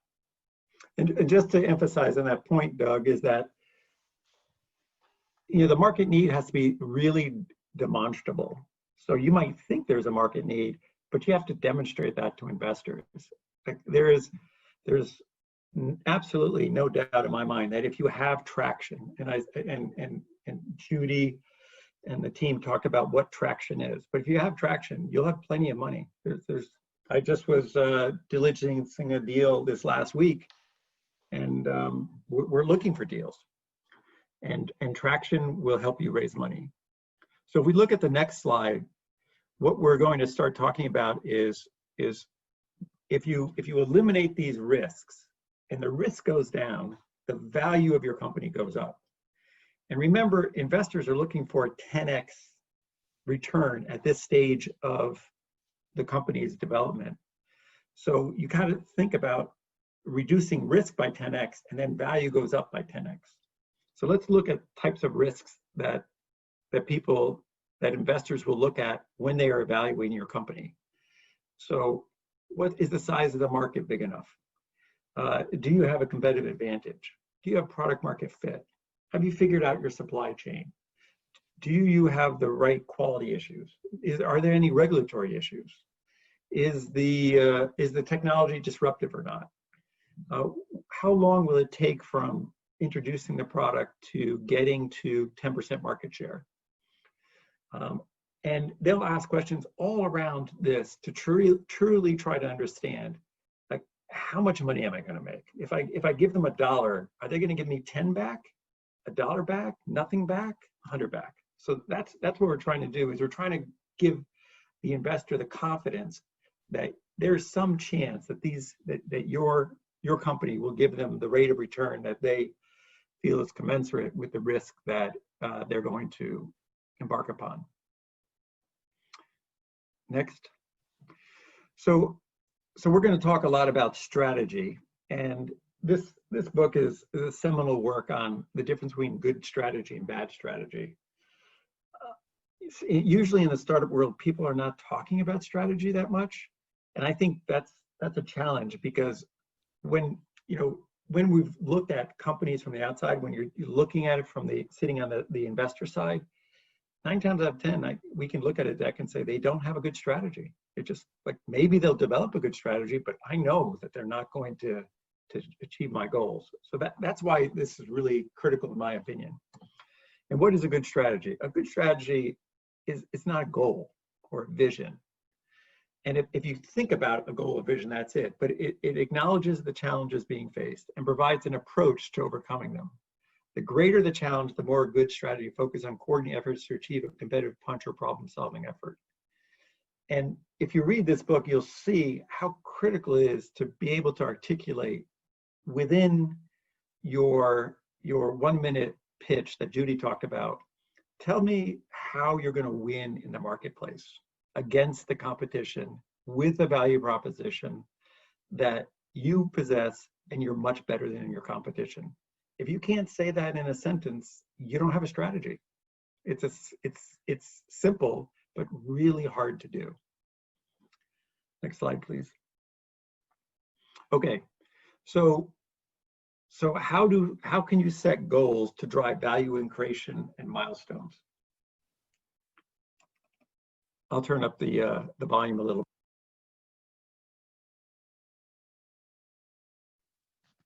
Chris?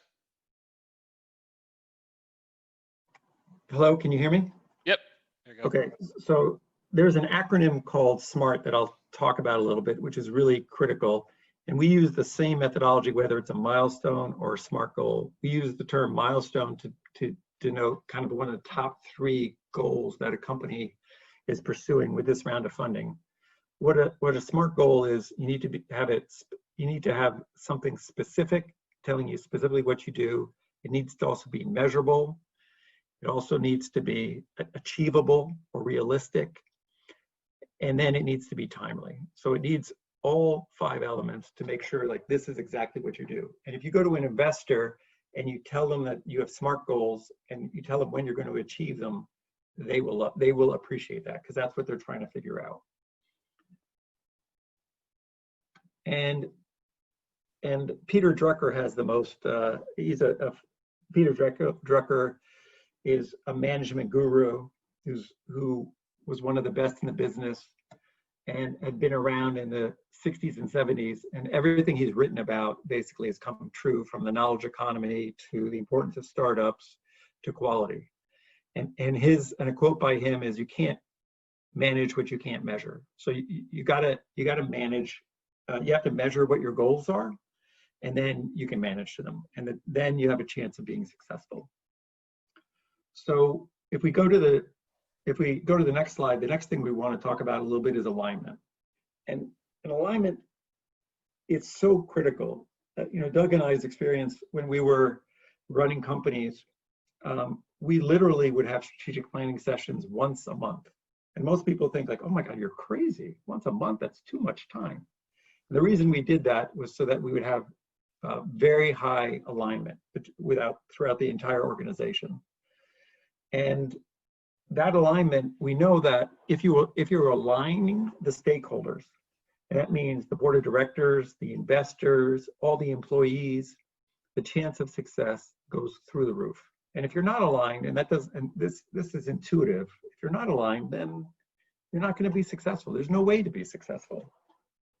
So within our software, one of the things we do when it talks about risk is we will survey everybody, all the stakeholders, before we start the process and then after we start the process. And usually when we survey people and we ask them, what are the biggest risks your company is facing? You could see the graph on the left indicates, you know, in the score of 1 to 10, all these marks are different people within the company and how they rank a specific risk. There's some that rank it very high, there's some that rank it very low, and then there's an average in the middle of it. And there's a big distribution. So if you think about spending money to reduce a risk, you don't have alignment here. Whereas the score on the right, we now see an alignment. And now, if we're going to decide where to spend money, people are going to spend it on an area where there's consensus. So we work really hard to discover unstated assumptions and generate consensus around what the biggest risks the company faces so that you can decide, okay, let's spend money to really mitigate those risks and increase the value of the company to the greatest possible degree. If you guys have not read a book on alignment or done any discovery on it, Edgar Papke, who wrote this book and did a lot of work on it, it's spectacular, and I highly recommend it. Okay. So let's go to the next slide, Doug. Thanks for stating that. Yep. Now I'm going to give you a few examples of what a bad strategy is, and then we'll talk about a good strategy in a few more slides. So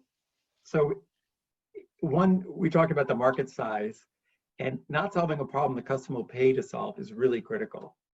And one example of that is often it is a problem, but people are so busy today. If it's not one of the top 3 problems, they're probably not going to do it. So if you have a version 1 of your software and you can't sell it and you think you're going to add a feature to go sell it, well, maybe that's not going to be the case. So make sure that spending more time on something that people are not paying for is not throwing good money after bad. I just want to drive the point because the way Chris tells it when we're in person is, hey, I got to finish version 2. No one's going to buy this if I don't finish version 2. Hey, is anybody buying version 1 yet? Why don't we try selling one of those first before we work on version 2? Mm-hmm.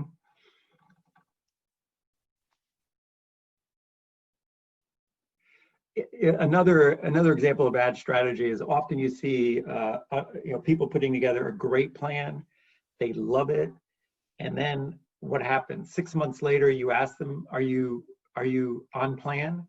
And nobody's even working on it. They're working on what they like or what they're interested in or what they're comfortable with, and that doesn't work out. You got to make sure that that your strategy is integrated into your operations, and in our case, that means your use of funds, where you're spending your time and money. And the other important thing is you need to have a competitive advantage. When Mysty was reviewing the competitive slide, if you don't have a product that is really compelling, and not 10% better, but it needs to be demonstrably better, people are not going to buy your product because you're a startup. And if you're a startup, you're risky.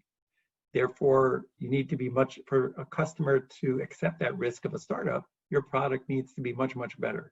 And then they'll move forward. Then you have a competitive advantage and people will buy your product. The other thing is that obviously we're in a dynamic environment. If you think, obviously COVID has impacted everybody, and you need to change your plans when major things happen like COVID, or a new competitor enters the marketplace, or your product doesn't work the way you anticipated. So please always pay attention and update your plan when new information emerges.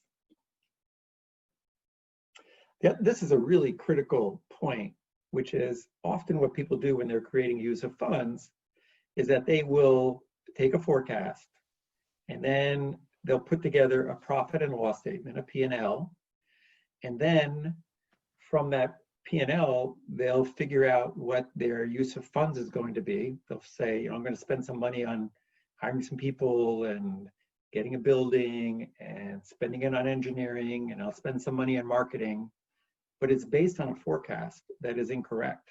Well, if the forecast is incorrect, your use of funds will be incorrect, and therefore you're going to probably not have enough money to accomplish what you want to, because usually the forecasts are more aggressive, and they typically they're usually about a year late based on our experience. And if they're a year late, you're going to run out of money.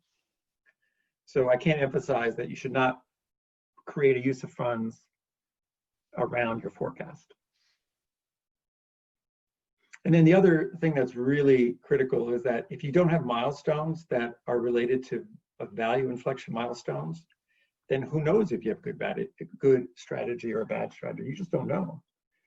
So you really need to focus on a milestone for an investor that will increase the value of the company dramatically.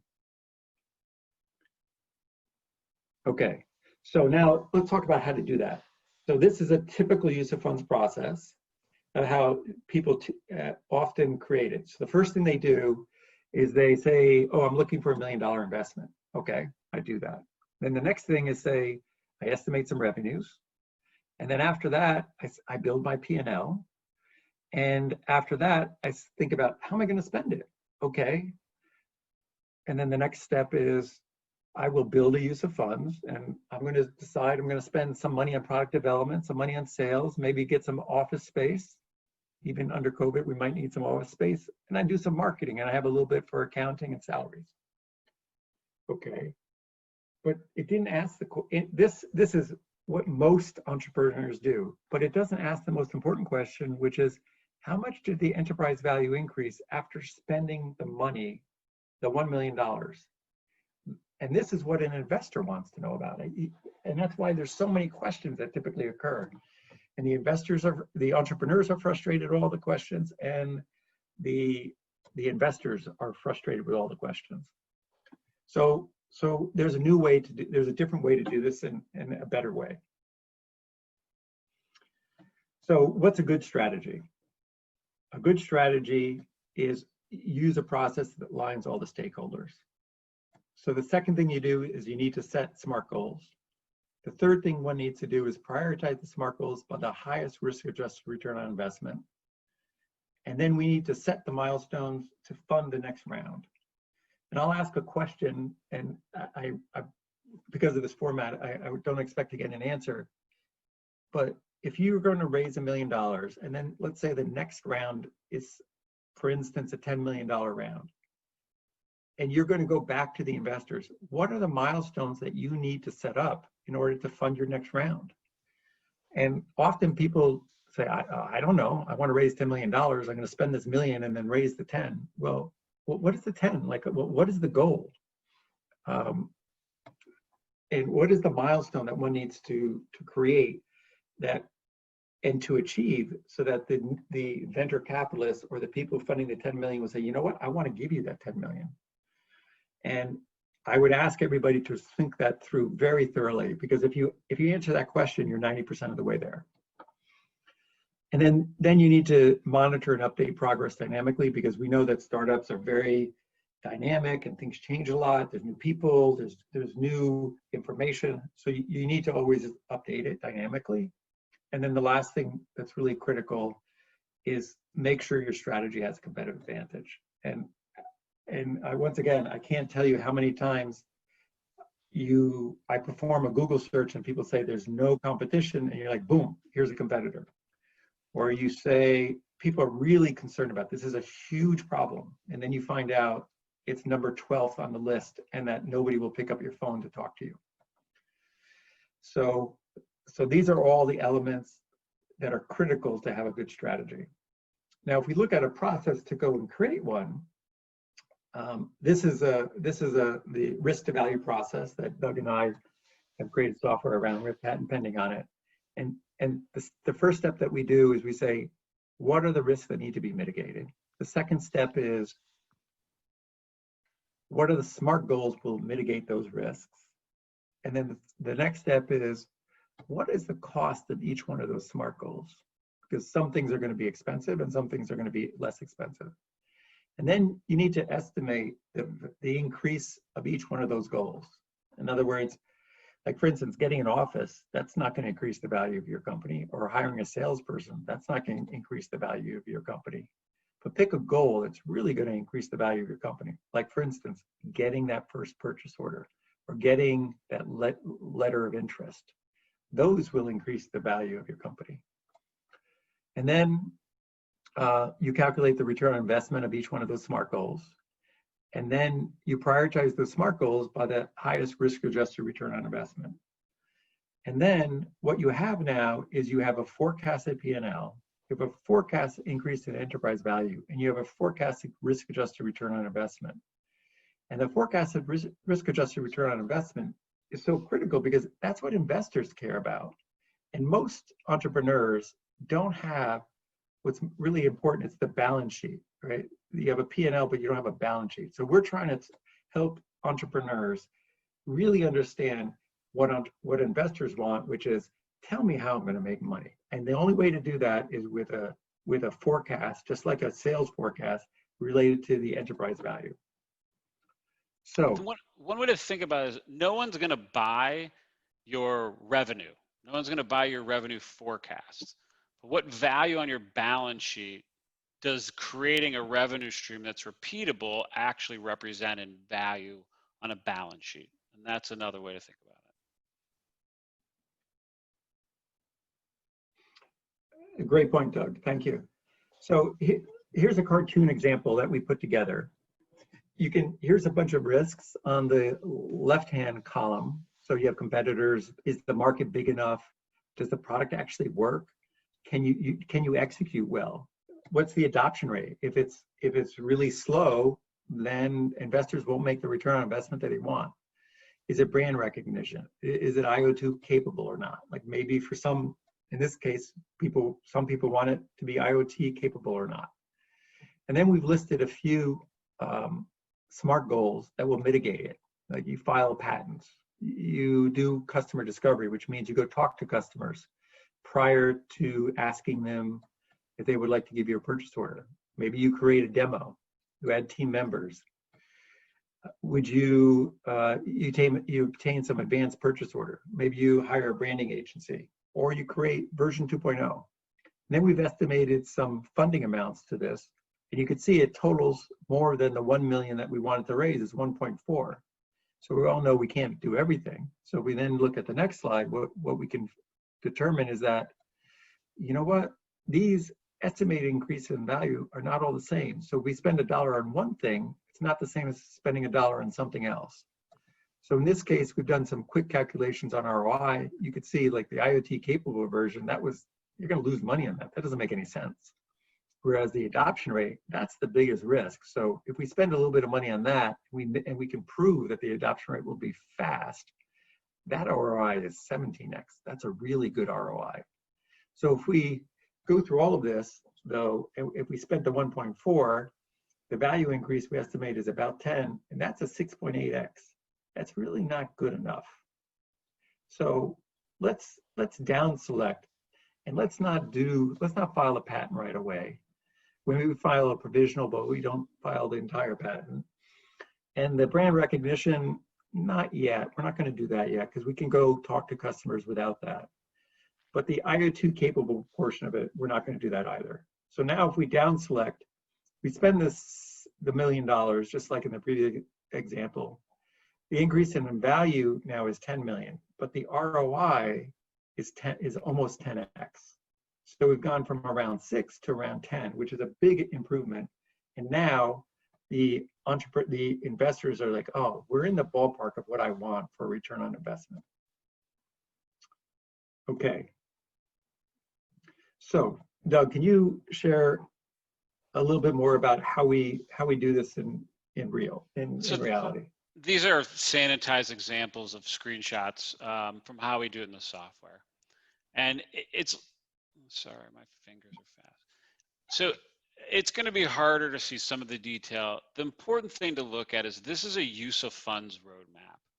And this is identifying what the 3 biggest milestones, the 3 biggest SMART goals, as Chris said, are just the 3 biggest things they're going to increase the value of the company the most in each round of funding, and approximately how much they're all going to cost. And we talked about how every investor knows you're going to need more money. If you walk into them and say, look, I'm raising X amount now and I know that I'm going to need more later, I'm not exactly sure when I'm going to do all these, but I know that these are the big milestones that have to be done. And here's a roadmap that hangs together as the potentially one scenario. But what I do know is that I got to focus really on maximize my value right now in the current funding that I'm in, because if I can do that, I'm going to minimize my dilution later on in rounds. And so this is just each round as we have set a plan out. You've got a seed round with 3 milestones, a pre-seed, a seed round, an A round, a B round. All companies have different funding roadmaps, some in different sectors. If you're in a drug or therapeutic, it's got a whole different roadmap that's a little more unique to that. But in general, they all look like this. What are the 3 biggest things I'm going to accomplish? What's the money I'm going to use? And the next answer everybody wants to figure out is, what's it going to be worth? And so what this does is it takes all the calculations that Chris was talking to you guys about and walking through and how to plan a strategy and down select to get to the biggest ones. And this shows you that, as you notice, if we create a plan that creates a huge value inflection in the beginning, we're going to see the biggest increase or the biggest ROI in the beginning. And as the company matures and de-risks, the slope of this line is going to go down because we're going to demand, or the investor will demand, a smaller ROI because the risk is less. Now, there's 2 lines on here. One's blue and one's green. The blue one is just the gross expectation forecast for what the return on investment can be. The important thing that isn't displayed here is that these are in ranges. There's no way to be precise about this. And especially when it comes to early stage companies, it's about making the best relative decision. It isn't always about being precise, and you can't expect to be. But what important here is that you've just got a gross expectancy of what you think it could be worth. When you sit down, you go through and you say, you know, what is the real probability of me accomplishing this? Even if I had the money and the time, it's not 100%. It's never 100%.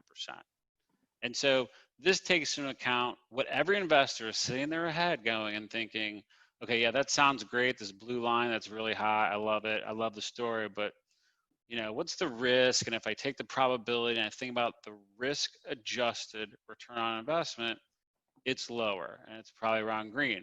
But if you take a look and you can create a use of fund strategy that even has a risk adjusted ROI, that's really good. That's what I want to see. That's what every investor wants to see is, yeah, I know it could be huge, but given the risk you're taking, is it still meet the threshold that it's worth investing in? And is in essence what will make it fundable. And so this lays out, just as we talked about on an earlier slide, at every stage, the investor is going to expect a different return. And if you think about all over here, this is a private equity firm that's going to buy it and try and turn 3x out of it, and then they're going to turn it into an IPO. And that's what this late stage is, to put in perspective. Versus on the left is where VC is going to kind of come in and seize your company to get this huge value increase out of your first 3 milestones. Okay. This is when you drill down, let me just take you back. So we have a whole milestone roadmap that we built. We talked about having milestones in every round, how much we were going to spend, and only on the most important milestones. When we drill in, and in the current round is what's really important, we want to see exactly what we're doing. And that's what this one shows you here, which is these are the top 3 milestones and SMART goals that are detailed cost analysis. So here's milestone 1, milestone 2, milestone 3. Here's the total theoretical cost we budget for them, and here's the major SMART goals. And if you notice, there's even probabilities of completion as well as estimated costs. Now we do ranges for everything because, you know, you just don't have the information to do precision. And again, a forecasted range and making great relative decisions of what this is all about. And so this is where you drill into detail to be able to see what you're really doing to create those huge value inflections out of this specific round. Okay. So there's a lot to take in on this slide, so let's just go through it real slowly. This is a theoretical enterprise value increase roadmap that would have been created from all of the slides and inputs that came before this. And so what this shows you is in each of these rounds, the red is the amount invested, the blue is the enterprise value increase without taking into account any probability for completion, just what do we think it could be? And the green, again, is taking into account those probabilities. So we have costs, we have a forecasted enterprise value increase range, and then we have a risk-adjusted one. And as you can see, we see an ROI, risk-adjusted ROI in each one of these rounds, and this is what your enterprise value increase roadmap looks like. Now, there's a lot to digest on this, but the big takeaway is to look at this slope, which means you're going to invest money to crank up the valuation as much as possible, to keep doing it again and again and again. Chris, you have anything you want to add on this one? Yeah, so the only thing I'll add is that enterprise value, for those of you who don't increase it, is basically how much the company is worth, or the incremental increase in value of the company. So that's one important point that I'd like to make. The second point I'd like to make is that this is a real life example of a client of ours, and we had to keep some of the data confidential. So so thank you everybody for your indulgence in this. Those are the only 2 points I'd like to make. Okay. So Chris, we do have a question which I think is very appropriate right here. Okay. Nate is asking, can you explain the difference between revenue and value? Great question. Yes. So revenue is how much sales you have. So a profit and loss statement basically says that you have a certain amount of revenue, and then you have a certain amount of costs, and then the difference between those revenue and those costs is the profit. Now that's the P&L. The balance sheet basically is all the assets I have, all the liabilities I have, and the difference between them is the value of my company. The enterprise value is basically a subset of that. We're saying specifically for these sets of activities, for us, how much will the value of the company be increased? So that's a very simplistic overview of the difference between a P&L, a profit and loss statement, and a balance sheet. And so a balance sheet, in essence, is the value of the organization. How valuable is the company? So if you say, so another way to think about a balance sheet is that when you say you have a unicorn of $1 billion, that means the company is valued at $1 billion. And if there's any other questions, this might be a good time to ask them. So please, Maggie, if you have any other questions, Doug and I would love to answer them. While you're feeling that one, another way to think about that too is, you know, what would you pay for a one-time amount of money versus what would you pay for a machine that just printed you money every year? Value is what the machine's worth. It's going to print money for you every year versus what revenue was one time, one moment in time. Okay, so 2 questions. You mentioned an alignment book by the fella Papke, but we didn't get the title of that book. It's Edgar Papke. If you look it up, it's called Alignment. He's got one. It's just called Alignment, okay. Yeah, just look for it, yeah. Okay, and David is asking, where is the value coming from and how do you calculate it? So the valuation is, you talk about multiples in different industries. Maybe that'll help. That's a great question. So Doug and I will answer both that question. So that's one of the core competencies of Arscientia, is estimating the value increase of an enterprise. And so we showed you the funding roadmap. And then what we do is we take a comparable, a company that is in the same industry with the same sort of product, and we looked at how much funding they typically achieve over time. That's one thing that we do. The second thing we do is when we look at comparables, there's things like, you know, a multiple. And so those multiples will help us help us determine the valuation of a company as well.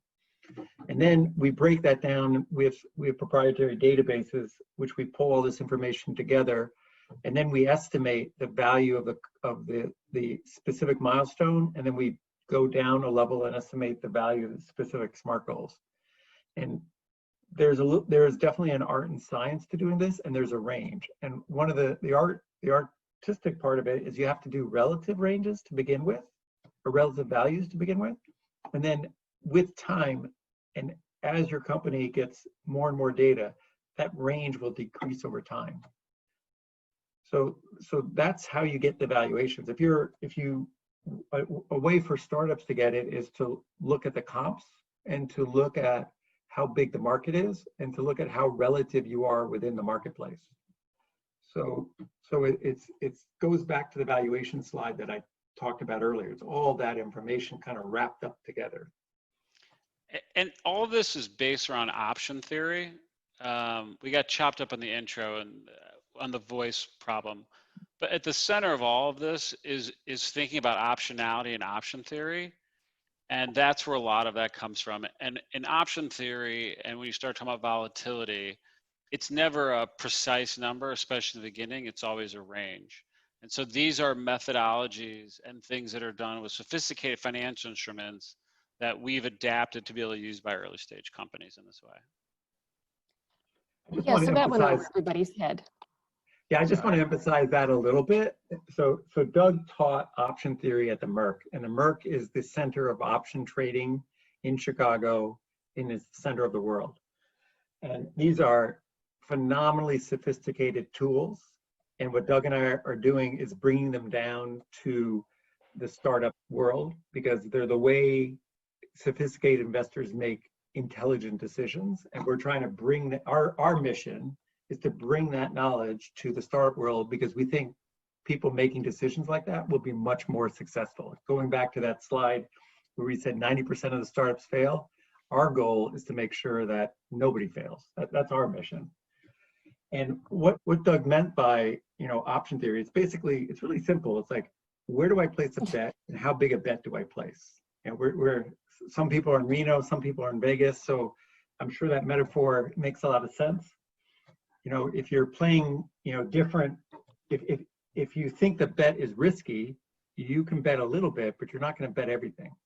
And so we're applying these principles within the software, eliminating it from everybody to see it, and then simplifying it. So the simple version is, look at your risk, look at the value of your enterprise, and place little bit of bets along the development of your company, so that you will have you'll be successful in the end. So that's another way to think about it. I'm sorry that we don't have a better explanation of option theory. We try to keep it under the hood a little bit. Did that help, or should we try again? No, answer this question.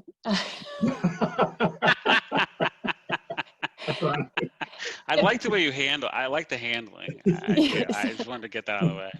So Joey says, would a subscription model provide a higher potential value compared to a one-time sale product? Of course, absolutely. That's a great point.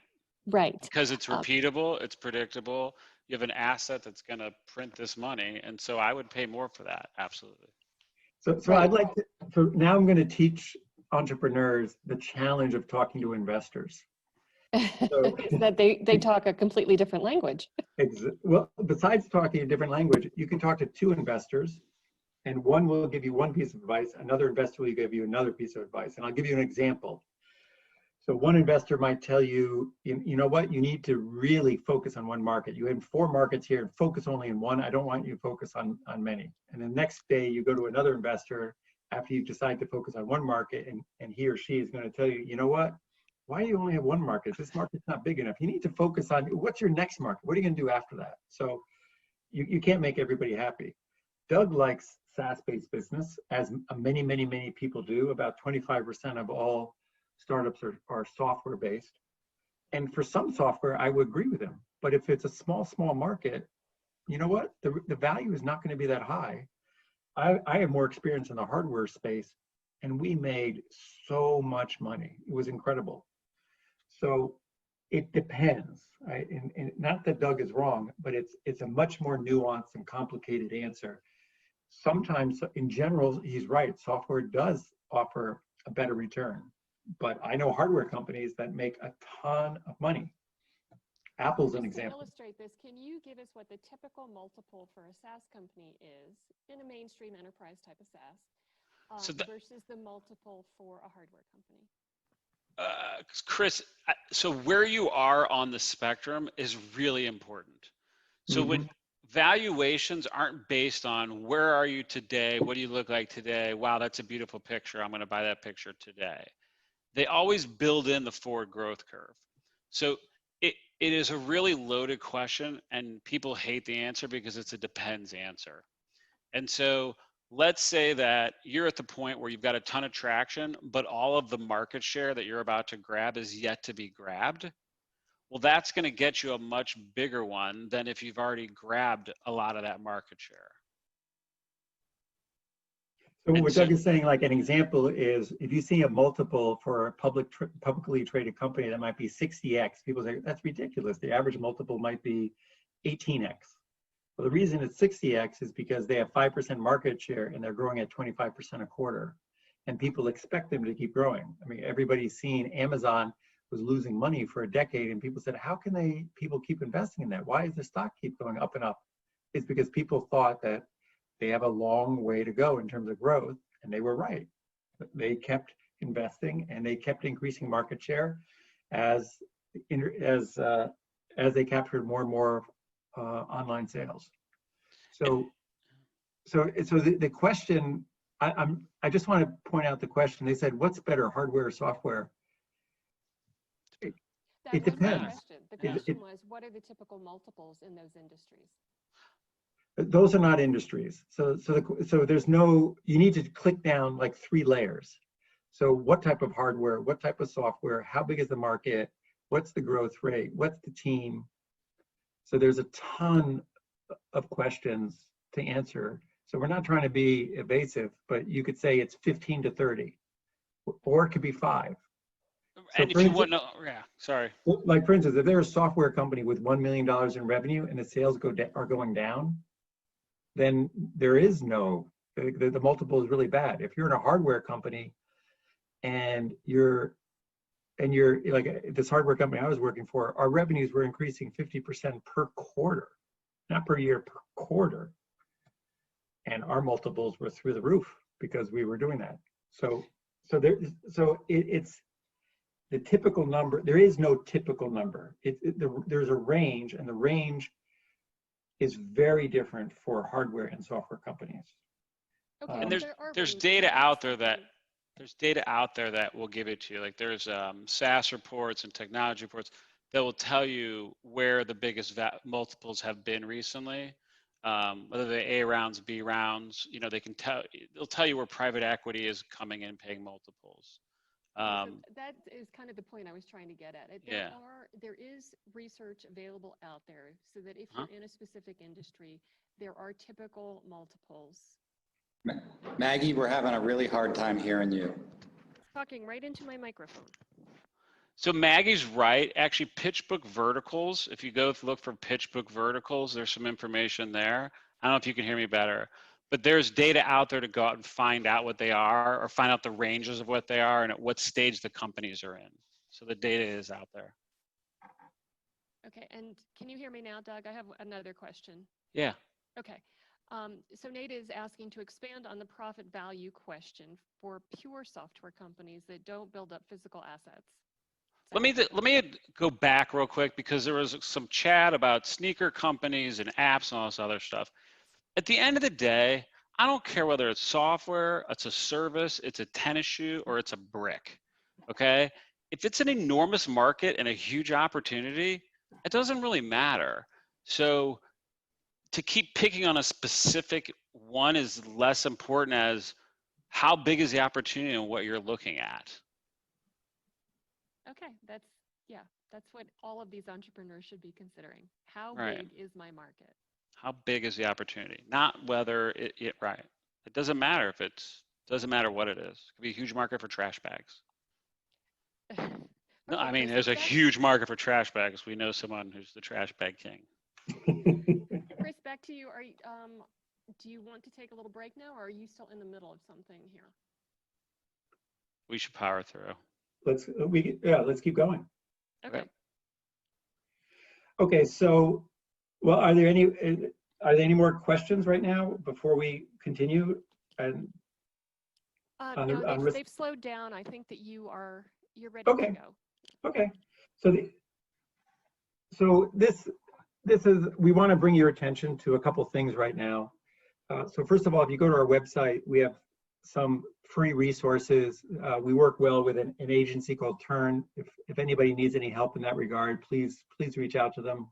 They have startup friendly rates.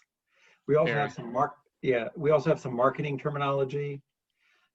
When people talk about TAM, SAM, SOM, that gets really complicated. That's really critical on understanding that. One of the most critical things for startups is traction, as Judy mentioned earlier. We also have forms for how to create a deal room. We'll talk about a little bit later. That's on the website. And obviously there's the investor summary builder with an ROI calculator. So all these things are complementary. Please take advantage of them. And then we just want to summarize this section by saying, what R2V will do is help you raise money faster because you're speaking investors' language. It will also increase the probability of a successful exit because you're going to be spending money on value inflection points. And the thing that's most rewarding to Doug and I is that if you maximize your valuation at each round, you're going to minimize the dilution as an entrepreneur, and you're going to hold on to your company's value, and you're going to make some money. I'll tell you a little bit of a sad story just to see why this is important. We know companies that get sold for, let's say, $50 million, and the entrepreneur gets zero because they got diluted out. And that happens, unfortunately, a lot. And we don't think that's fair. And so we're really trying to help the entrepreneurs be successful. So we do have, we told you we have the software.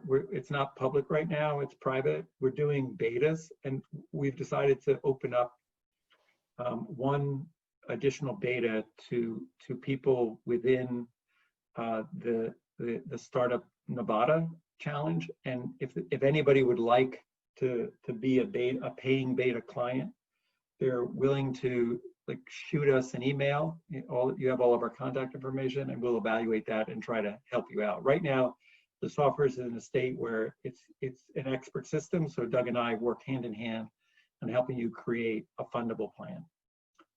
So with that being said, we'd like to turn it over to another topic, which is how do you get ready for the investor? And we have something we call an investor summary builder instead of a executive summary. And our experience is that often, you can go online, there's tons of templates out there, and you can fill out these executive summaries.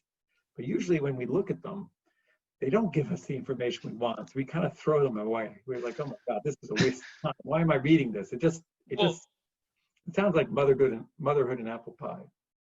Usually it involves an elbow, like Chris is like, wake up. Do you want to hear this one? I'm like, oh, I saw the executive summary. He's like, no, we want to go talk to this guy. And I'm like, yeah, I see what you mean. Let's go talk to him. And then you talk to the woman or the man, and you're like, why didn't you tell us any of this? We smelled something good under here, but you didn't put any of that in here. An example is, suppose you have a startup and you've got some grants and you say, I've got no funding. Well, that's really important, how many grants you've gotten. So we went and recreated an investor summary builder so that hopefully you won't omit that really critical information. Because typically the way the process works is you send an investor summary to somebody or an executive summary, and that's the beginning of the due diligence process. They're going to either say, I'm interested in this, or no. And so you really have to get it right to begin with. So the purpose is to find investors who are aligned with your investment thesis. For instance, if you're an angel, if you're seeking seed money, some venture capitalists won't do seed funding. So there's no point trying to pitch them. Others, for instance, are only aligned, like some people will not do therapeutics.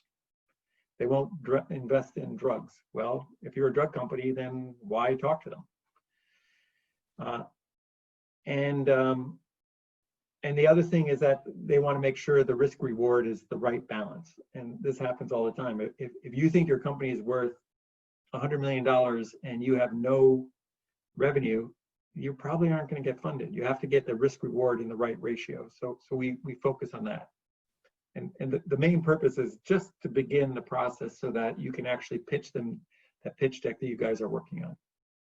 So this is the investor summary builder outline that we've created. It takes about 60 minutes. There's 10 sections. I know you guys have a link to it, and you're welcome to use it as much as you want. It's going to be up there for at least half a year. You can create multiple versions for different opportunities that you have. So for instance, suppose you've raised a round and then you want to have another round. You maybe have a convertible note for $1 million, and then you decided in a few months you need to raise a Series A of 5 million. Well, you need 2 different summaries. So this is available for you. So what we'd like to do, this is the output, by the way. This is a 1-page PDF that you can generate on your own. So what we're ready now is to answer any questions from people who have started that process of filling out the investor summary. Are there any questions to start? Okay, yeah, so Chip had a question about the executive summary and how is it different from a tear sheet? Great question. So it's different in a couple of cases. So first of all, it forces you to write the milestones down. Often people in an executive summary don't write their milestones that are value inflection points, number one. Number two, Can you repeat Maggie's questions? We're having a really hard time hearing her. Absolutely. Thank you for that. So the question was, what's the difference between a tear sheet and an investor summary? The difference between an executive summary and a tear sheet is that an investor summary will have the milestones, will have a focus on what the strategic competitive advantage is, and will have an enterprise value increase. The most important thing that an investor wants in an investor summary is tell me how you're going to take my money and how you're going to increase the value of the company. No tear sheet has that, and that's the difference that we're adding into it.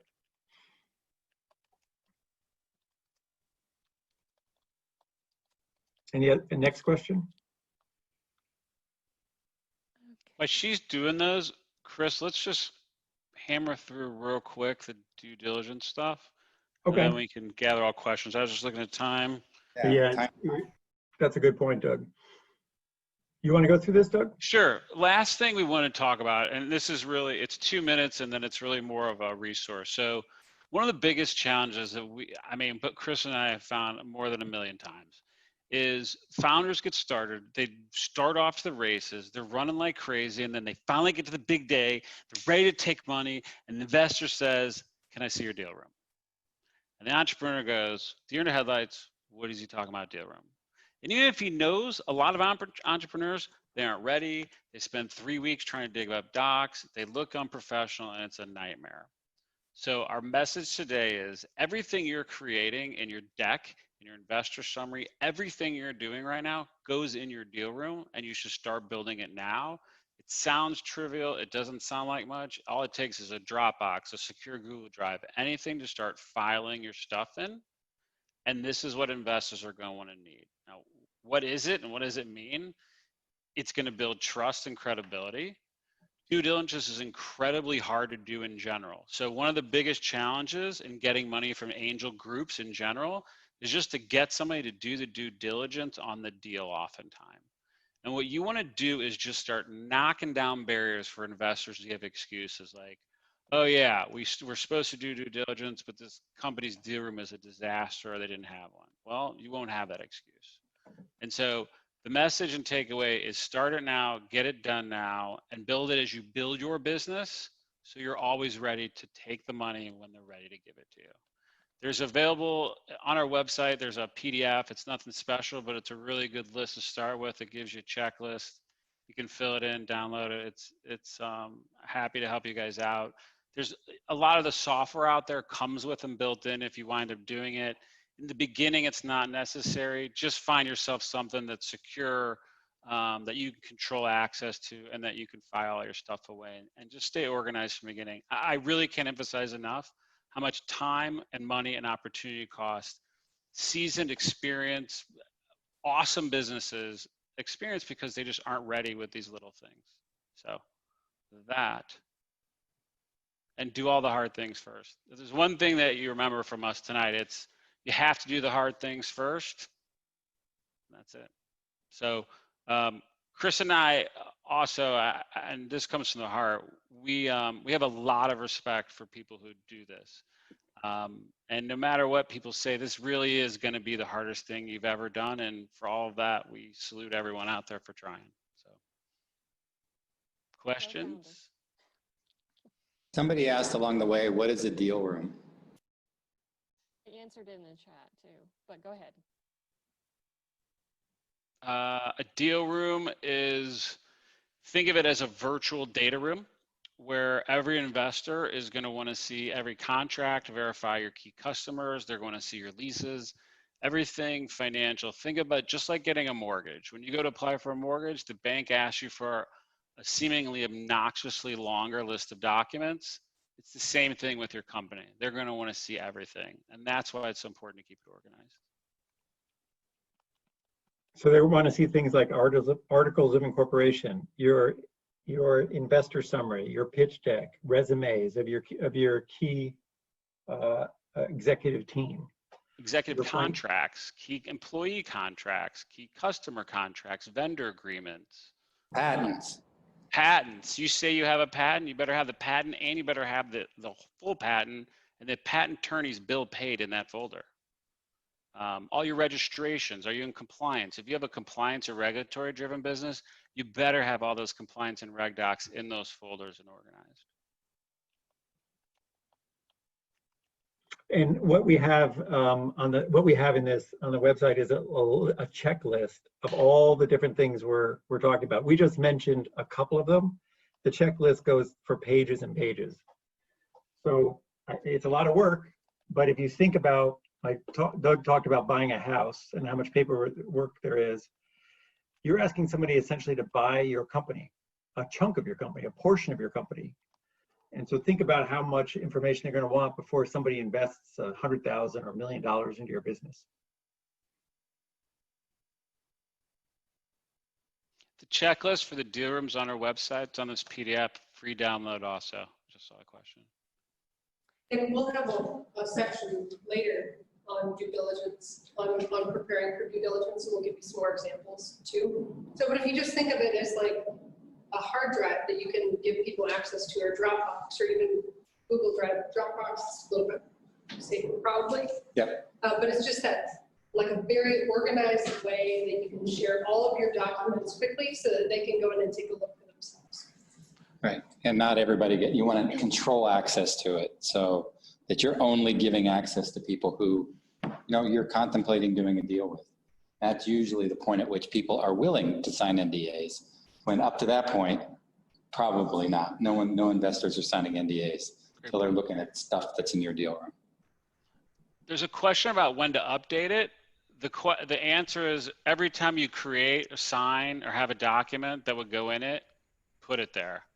So it should just be part of your file system. Did you just sign another contract? Put it in your deal room. One of our clients, we helped reorganize their accounting system and just get it cleaned up. And one of the big deals was, look, when you sign a contract, put it in the deal room. When you have a vendor agreement, a lease, just make a copy and put it in the deal room. So that's the answer every time you create something.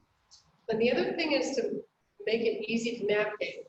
Trying to make it easy for somebody to give you money. So right. Keep that in your mind as you're organized. Okay, are there any other questions?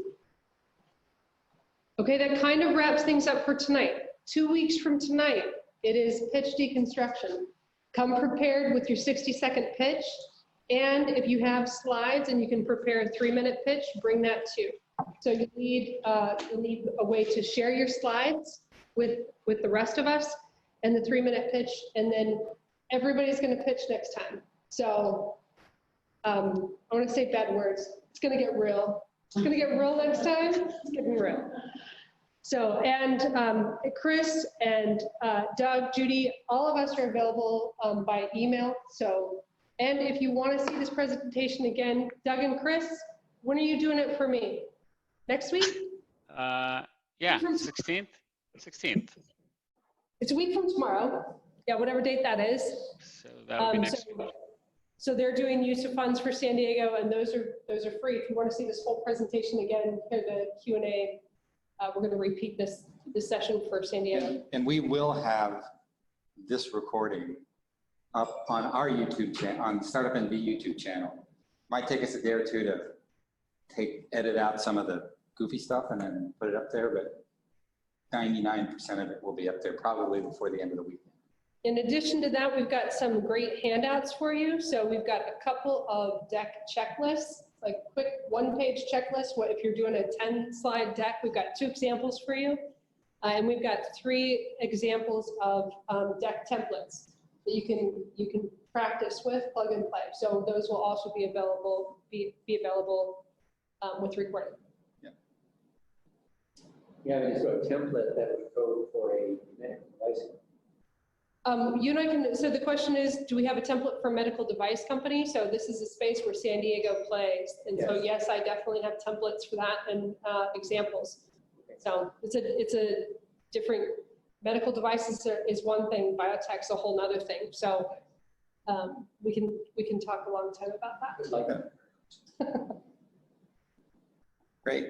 Well, The website address is Arscientia.com.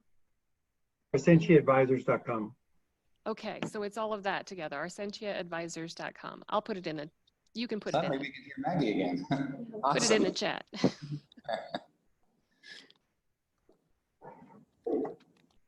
Thanks, All right. Maggie. For coming tonight. We'll see you again. Thank you very much. Thanks, everybody. Guys, thanks, guys. Great job. Thanks.